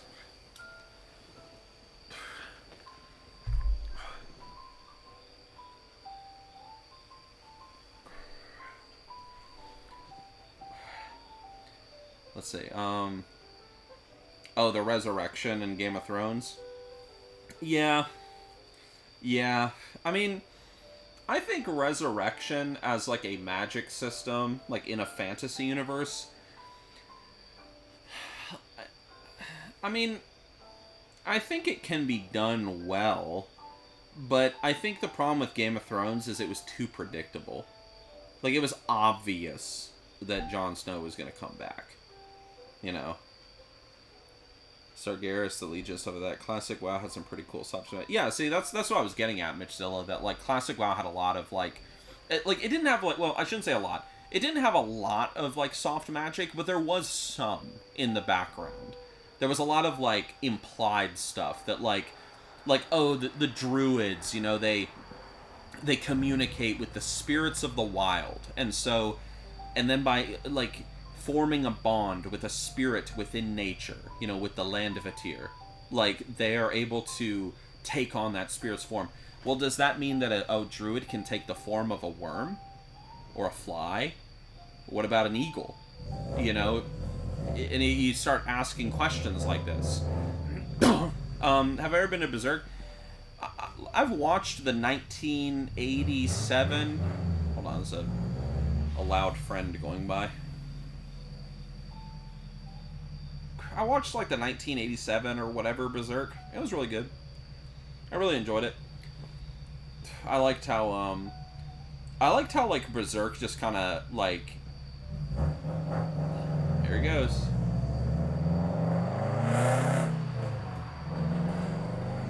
Goodbye, loud friend. Anyway, I like how Berserk just kind of, like, throws its magic system kind of just in your face just all of a sudden. Like, this was always here. You just didn't know about it. Like, and I think that's cool. Does anyone here think we'll get a chance to read The Winds of Winter? No. No. Didn't George R. R. Martin say that he's not gonna finish the book? Dude, Mitchzilla with the sub. What is up, pimp? Dude, there he is. Dude, Mitchzilla. You know what they say? Only the most handsome of people sub to Nixxiom on Cigar Stream Night. That's right. He's never finishing it. He doesn't have to, dude. There's no reason for him to finish it, bro. Like, he's already made his fortune. He don't need nothing. What's he gotta write it for? To get another car? Oh, no, another car. Like, you're gonna get bored of it 10 minutes after you're driving it. Like, you know, like, there's nothing... The only thing that could motivate George R. R. Martin to finish that book now is just the simple fact of, I must finish this story for, like, the sake of my own legacy. Or, well, actually, no, there would, I wouldn't say this, like, oh, to pass on to my children, but I could never really see... I don't even think George R. R. Martin has children, actually, so that's all out the window. Yeah, I don't think he has a... Does George R. R. Martin have kids? Hold on. Hey, Google. Does George R. R. Martin have children? He does not. What a virgin. Anyway. Yeah, so, like, I mean, he doesn't really have the legacy motivation, I suppose. I don't know. So, I guess ultimately it's just kind of like living kind of for himself in his own day. Nothing wrong with that, but, I mean, if he's already got himself covered, I mean, I guess the only thing to really motivate you then to finish it would just be simple pride. Anyway. He stopped caring what people think. Well, it's because I personally think, I mean, it's pretty much the the opinion of everyone, the consensus that the ending that we saw of Game of Thrones, the television series, was his ending. That is how he wanted the story to end. And everybody hated it and thought it was terrible. And he was just like, oh, well, fuck. You know, I've been building up to this and everybody hates it. So I think it would be interesting if Game of Thrones, if he did finish the books, ended on a catastrophe. I think that would be interesting. Because it would be a complete 180 from, like, what you would expect. Let's see. The Danny Downfall should have been over 2 seasons. Oh, yeah, definitely. Yeah, like, the story can work. It was just done way too fast in the television show. The book is the bane of his life. Yeah. Honestly, he should just hire someone else to write it. Just give some dude his notes. Be like, here's what I'm thinking. And just give him the rights and say, just finish the book for me. And then when you're done, I'll proofread it. And I'll fix small things that I don't like. I don't see why he doesn't just do that. You know, like, why not? But maybe it's, you know, it's his project, so... But, I mean, if you know, like, if the project is stressing you out to this degree, and yet you feel like this moral prick on your conscience, like, oh, I have to finish it, like, so many people want to read it, my fans, my viewers, they love me, like, I have to finish this, but I can't. Why not just give it to someone else? Everybody wins. You're stress-free, your book gets written, fans are happy, it's your notes, it's your story, you just gotta proofread it. But maybe he has been doing that. I don't know. And maybe he's just not happy with what, like, other people are writing. I don't know. I've only read the first Game of Thrones book. And, like, I started the second one. But the first one kind of put, like...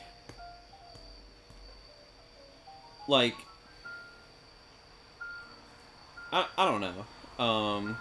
I heard a lot of people don't like how nihilistic his worldview is compared to Tolkien, which I'm guessing played a big part. Hating any. Well, yeah, like, George R. R. Martin definitely, like, Game of Thrones is not, let me think about what I'm about to say before I say it.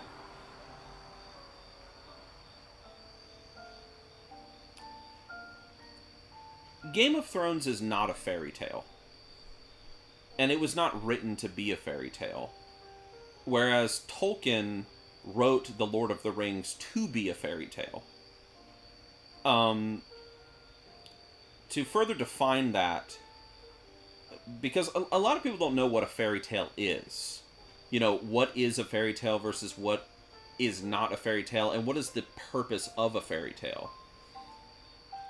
The fairy tale, in matters of fantasy, has the objective purpose, Tolkien would argue, especially in his essay on fairy tales.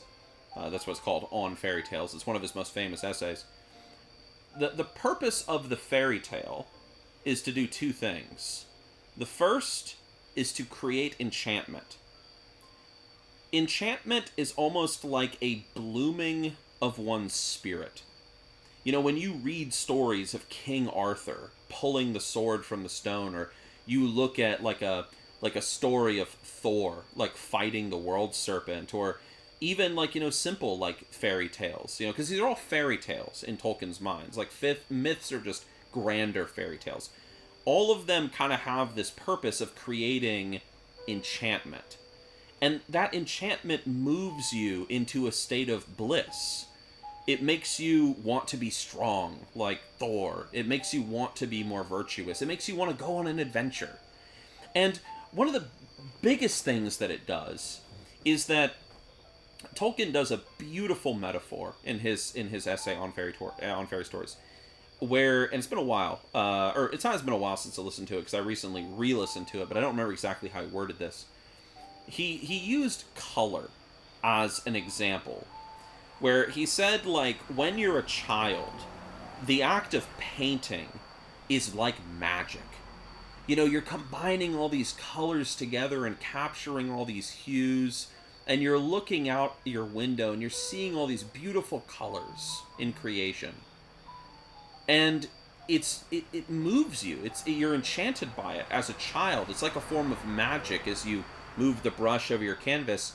But then you get older and you learn the three primary colors. You learn red, blue, and green, right? Or is it red, blue, yellow? I'm pretty sure it's red, blue, green. You learn your three primary colors, and you learn that all the other colors are just coming out of these. And suddenly, color and art and painting becomes very mathematical. It becomes very robbed of its wonder and of its enchantment. And suddenly, the thing that once gave you such great joy is just simply, I don't know. I don't know the best way to put it. It's very dull. It's just the way things are now. It's figured out. And oftentimes life can be like that. Once you kind of learn, your proper theology and your philosophy and stuff, and you understand, like, what's your purpose in life, and, you understand whatever, like, once you've kind of figured it out, like, life can be kind of boring. Especially today, in our modern society where life is just simply cooming and consuming, as the internet would put it. It's just simply the consumption and the pursuit of entertainment and comforts. And the more entertainment and comfort that you possess, the more good your life is. And it's all rather boring and dull, and the fairy tale has the role of creating enchantment again in the mundane. I'll take an example from Warhammer 40k, because the first thing that came to my mind. In Warhammer 40k, which isn't really a fairy tale, but you have the orcs, and they paint their vehicles red, and by painting them red, the vehicle can go faster. Because red has this magical quality about it. The knight, adorns his steed with a red saddle, and this allows the horse to ride faster and gallop for days without end. And suddenly, red becomes enchanted. And suddenly the color red becomes magical again. And you look at this normally mundane thing with a new appreciation. And it's through fairy tales that this enchantment is achieved. Because suddenly the mind enchanted by the fairy tale suddenly goes out into the woods, and you start to look for ents. And you start to look for small hands moving the leaves in the wind. You are enchanted, and you are filled with a love of all beautiful things. And this is the purpose of the fairy tale. But the fairy tale also has another purpose, Tolkien would argue, and that is escapism. Because in the mundaneness of the world, and in just the simple pursuits of advancing career and paying your bills and whatever, we naturally seek escapism. Especially in times of great sorrow and stress and depression and hardship, we desire escape. We need a break. And we need to be reminded of the wonder of life, the beauty of things.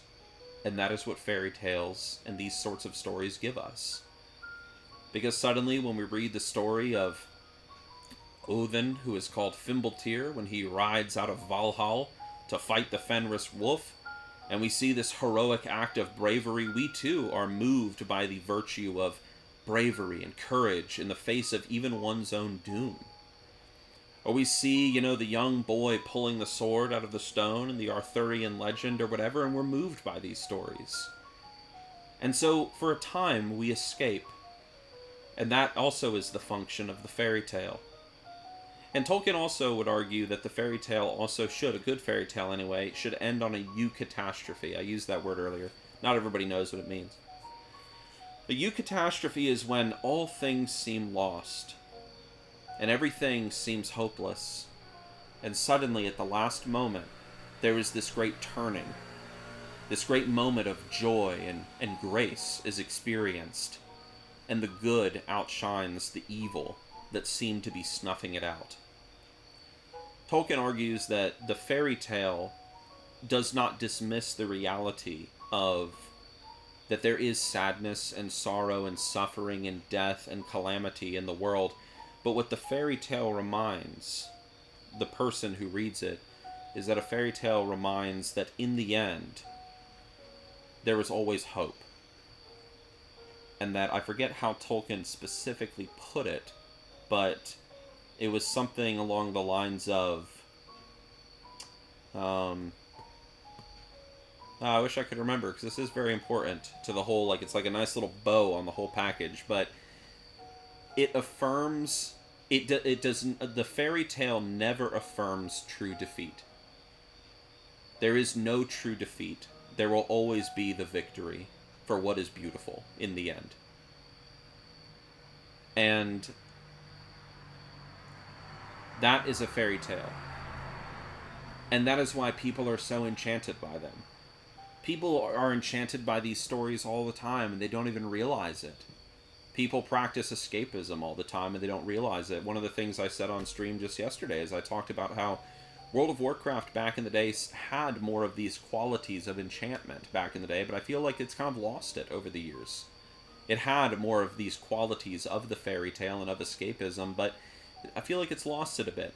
This is also why people don't like it when you insert something that is kind of a big hot topic of the modern day and you insert it into like your movie, your video game, whatever. You're watching one of the new Jurassic Park movies, the first example that comes to my mind. I think it was like the second of the new Jurassic Park movies, Fallen Kingdom, I think it was called. And you're watching it, and you're maybe you're immersed into this fantasy story of the island of dinosaurs. But then suddenly there's that big scene at the end where this dude that looks like Donald Trump shows up, and he's selling the dinosaurs to make money. And it's obvious it's a Donald Trump thing, and then of course he dies in a horrible way. And immediately the escapism is broken. The fantasy is gone. And that's why people don't like that. Because they're pursuing escapism without even realizing it. And that's what the story is serving to do. Another word could be like immersion, if you want to use that word. So Lord of the Rings was written to be a fairy tale. It was written to enchant. It was written as a form of escapism. And it was written in this way of showing that like there is no true defeat in the end. Because that which is beautiful and good will outshine that which is cruel and wicked. And Game of Thrones isn't written like that. Game of Thrones is very nihilistic. Game of Thrones is very kind of... there isn't really a lot of hope in it. But I will say to George R.R. Martin's credit, one thing that I do like about Game of Thrones is how I really like the character of Ned Stark. Because Ned Stark dies in season 1 of the show, or in book 1. And some people would look at Ned Stark and they would say, what a fool. That he would live and die, you know, for the sake of his honor and his virtue. Behold the fool. And yet, throughout the rest of the show, or the books or whatever, Ned Stark is the one that is always held up as the paragon of virtue. He is the man that other men wish that they were. So, that is something that I do appreciate in Martin's work. He's not just killed and forgotten, he is remembered for his virtue. So, that is my talk on fairy tales. Fairy stories. I have always been enchanted by fairy stories ever since I was very young. And I was first exposed to them. You know, the old, like, you know, Norse myths and Beowulf and all the old folk stories, you know, the Swedes leaving out honey and alcohol for the tomties on the farm and whatnot. Some Swedes still do it to this day. You know, I'm very fascinated by those things because it's all very beautiful.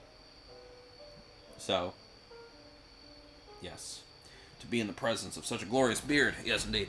Now, my fairy tale rant has led me to my cigar going out. So let me relight this bad boy.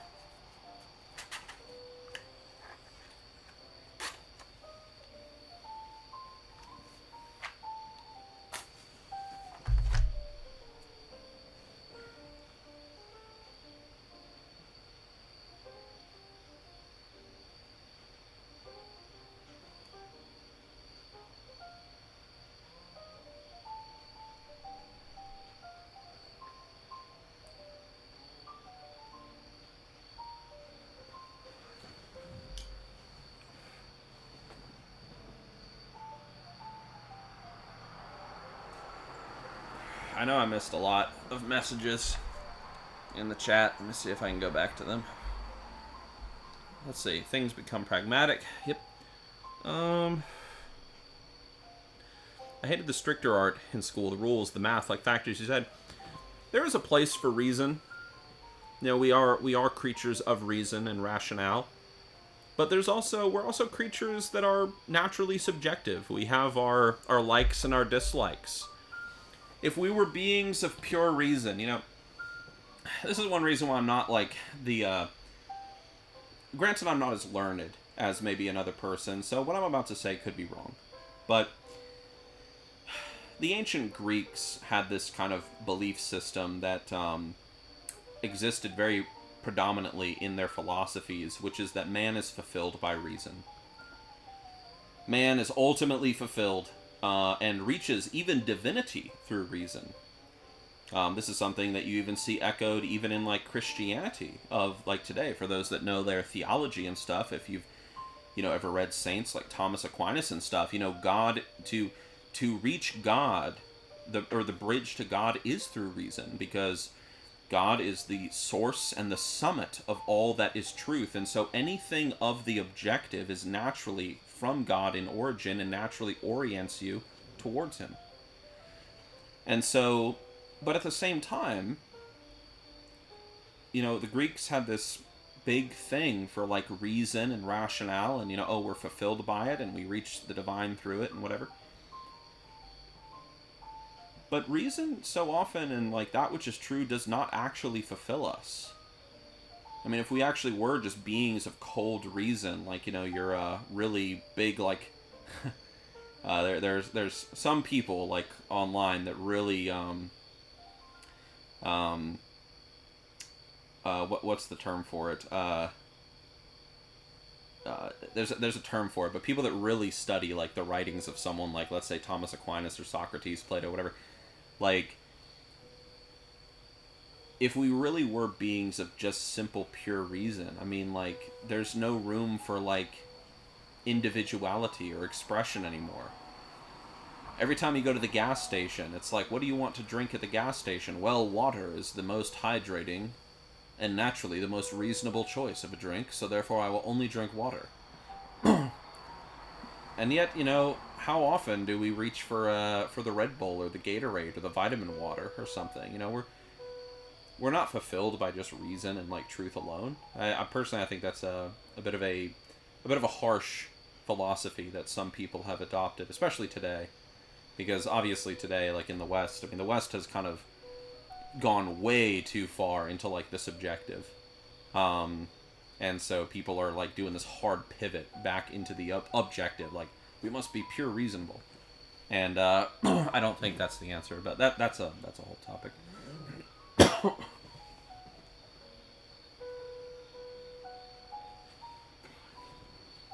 One of my biggest critiques of reason is I fully believe I could contort my reasoning into whatever I feel, regardless if it makes sense. I suppose so. I guess it's just the I suppose so. I guess it just depends on like what I don't really know exactly how to word what it is I'm trying to say, but once you possess like a degree of knowledge about something, it's like you can't really like contort it. It's like once you know that A equals A, you can't bend it to be like A equals B, because you'll always know that A equals A. That's what I'm trying to find a better way to say that. But like but yeah, I understand what you're saying. We know what we know, and we do not know what we do not know. I've kind of been saying that my whole life, and I've had a few friends pick that up as like a mantra. Like, I know what I know, but I do not know what I do not know. And that is fine. So,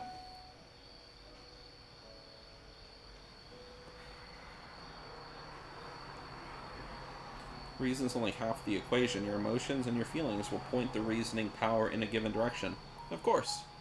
And I think, like, I think reason and, like, our emotional, like, subjective things, like, or subjective side, like, I think that both can I think that both can work together in a very beautiful harmony, because it's our feelings and our emotions and like our particular appetites for things that give to us our unique personalities. If we were pure reason, if everybody was just a being of pure reason, we would all be computers. We would always arrive at the same conclusions and the same destinations. There's no there's no computer out there where you can put in like a question like what is 2 and 2, and it's not going to tell you 4. But strangely enough, with people, you can, in a way, not maybe with this literal example, but you can tell them 2 and 2, and they will say 7. And it's like, and you're like, what? How could you say that? Like, but that's kind of what gives man his color, I suppose. So, that's a bad example, but maybe that makes sense. Maybe.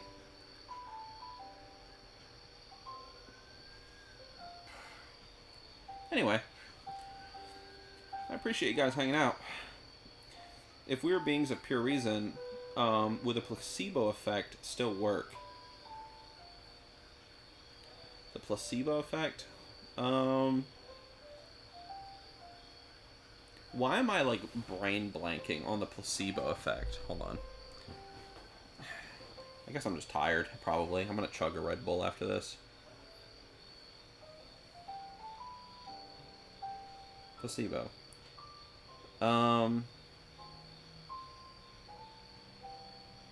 Oh, yeah, the placebo effect. Yeah. The whole, like, I give you a fake pill, and I say, this pill makes you stronger if you take it. And you're like, what? And then you take it, and you're like, oh, and you're able to lift more in the gym just because you think you can. Yeah. That's a good question. You don't know sugar. Yeah. I don't know why I forgot that, but, I don't know. I've been editing all day, man.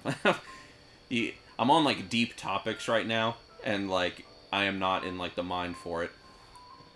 But I do have the cigar for it, so, so it does work. This cigar, I'm off topic for a second, but this cigar has been pretty good. I would never pay $30 for this cigar again. If you guys weren't here for the beginning of the stream, I got this cigar, the name of it's in the title.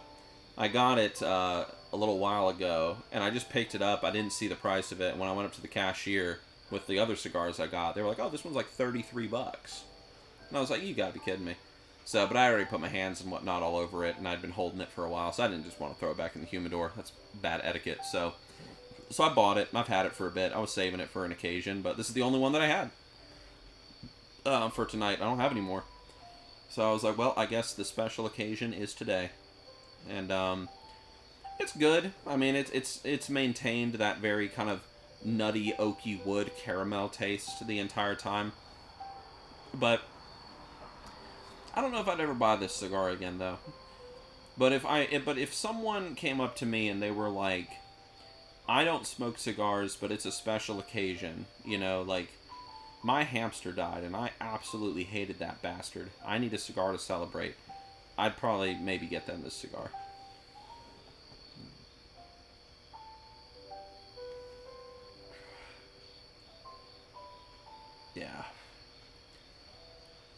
Yeah.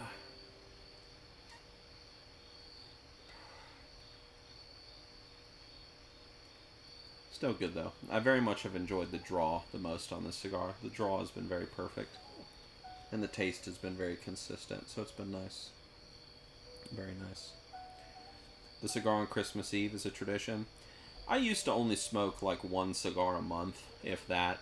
But I admit, fellas, like maybe in the past like few years, I kind of picked up a lot of habits. I started drinking coffee a few years ago. I hate it. Hate it. I didn't start drinking coffee until I was like 28 years old, 29, something like that. Hate it. I mean, like, I like coffee. I really like coffee, and that's why I hate it. Because it's like, oh, coffee. I got into energy drinks around the same time as coffee. Hate it. Hate it. And I used to smoke cigars only like once a month, but now I'll smoke like one a week. But recently I've been kind of smoking like 2. I've been doing these cigar streams, so yeah.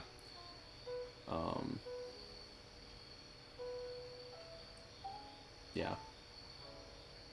I wish I never started with energy drinks. And ignorance is bliss. Exactly. Because now it's like your body just craves it. You know, it's like, oh, I'm tired. I like right now, it's like I'm a little bit tired. But like I'm currently doing a sponsored video for a company for the main Nixxiom channel. I don't know if you guys remember, but I did a sponsored video a little while ago for Warhammer 40k Rogue Trader. Um, you know, normally when you do like a sponsored video, like it doesn't matter if like it's the greatest game ever made. Like everyone just fucking hates it just because like, oh, it's a sponsored video, so like everything you're telling me is a lie. Um, but like that video did very very well. Like people really enjoyed it, and I mean it's a great game. I mean Rogue Trader is fantastic, especially if you're a 40k fan. It's like one of the best 40k RPGs out there, so that was really cool. And they actually approached me again and said like, hey, would you want to make another video for us? And I was like, yeah, sure. So I've been working on that a little bit. And yeah. Reason is using our divine intellect to solve towards truth. I think that we can use it to live according to our nature. I don't see it as cold. Well, I don't think reason is necessarily cold. It can just be cold. Or it can be cold in some instances. Can't think of any good examples right now. But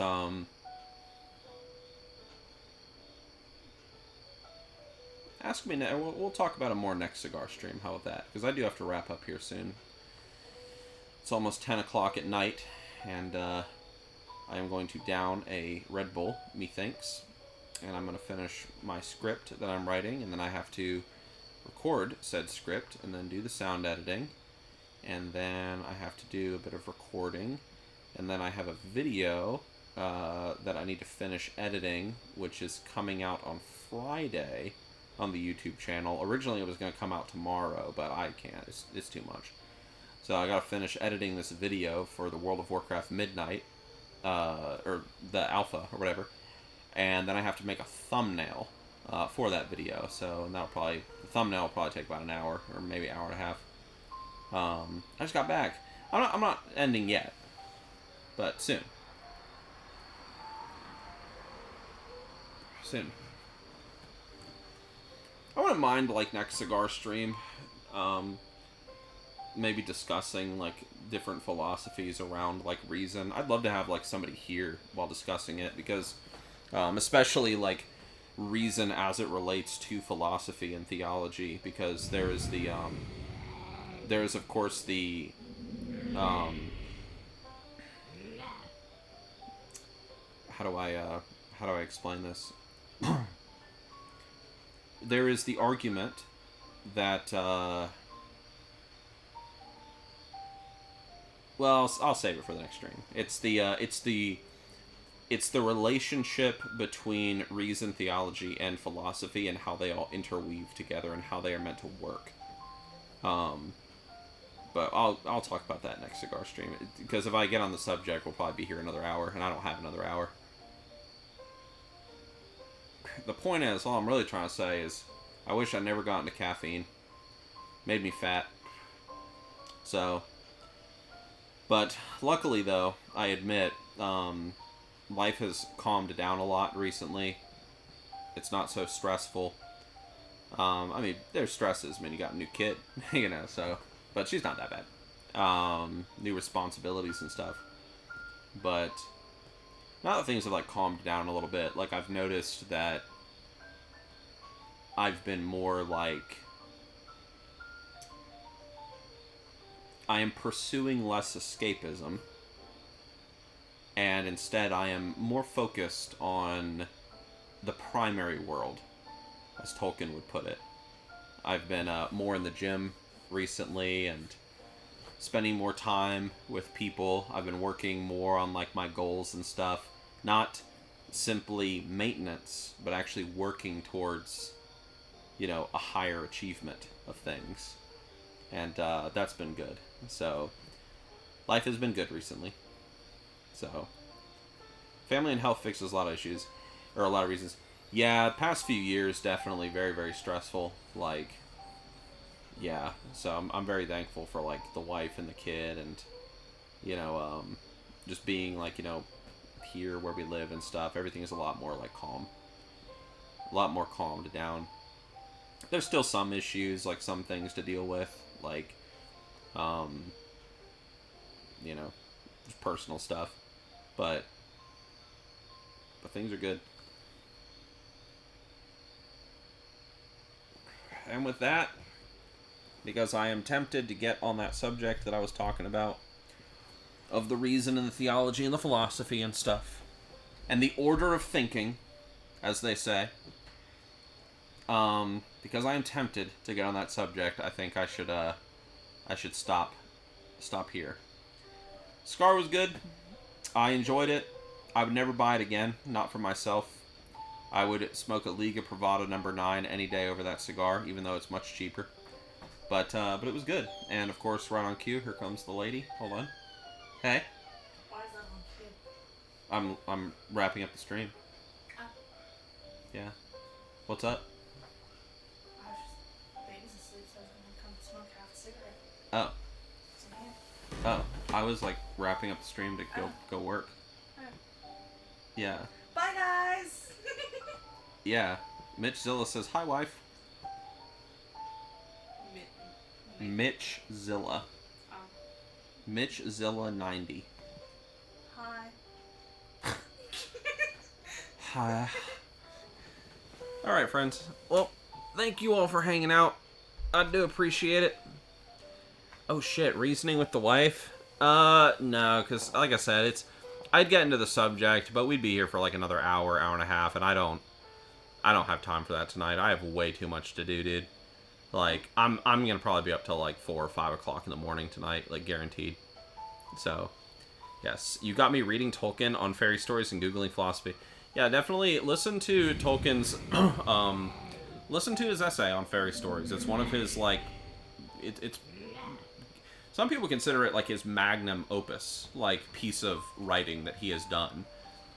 Just because of the way that he, explains the nature of the fairy story, the significance of the fairy story, enchantment versus escapism, and just how it all relates. Because I will tell you in advance, like, of course, if this wasn't, like, you know, if you can't, like, you know, maybe know this based on what I was talking about, or just assume this, Tolkien, of course, will conclude the essay. He doesn't do it very aggressively, but he does point out that in regards to the fairy story and enchantment and escapism and all of this stuff, it kind of builds towards a conclusion that he makes near the end, which is how the Gospels and, you know, the resurrection is the ultimate fairy story. It's the ultimate enchantment, and it's the greatest eucatastrophe that all other fairy stories and enchantments build towards. And sort of, I don't know the word for it, but point towards, I guess. There's a word for it, but I don't remember what the word is. But you'll enjoy it. You know, it's great food for thought. It'll definitely get your noggin jogging. So, but I have to go, everybody. Thank you all for hanging out with me this evening. It was very much appreciated. Yes, Tolkien was a Catholic, very much so. He's a very well-learned Catholic. I will be streaming tomorrow. I will probably be playing the Midnight Alpha. If I'm not playing the Midnight Alpha, I'll be playing Legion Remix. My wife is leaving tomorrow as well. She is going to Georgia. So I'm going to be all alone in my home. And I'm going to be scared and lonely. So you guys got to keep me company, you know, and, you know, keep me safe. Alright, so make sure you're there. Thank you all for the follows. Thank you for those of you that subbed today or resubbed. And I will see you all with the, wait, hold on. Yes. Yes, no contrast. I will see you all tomorrow. So, stay cool. I'll see you.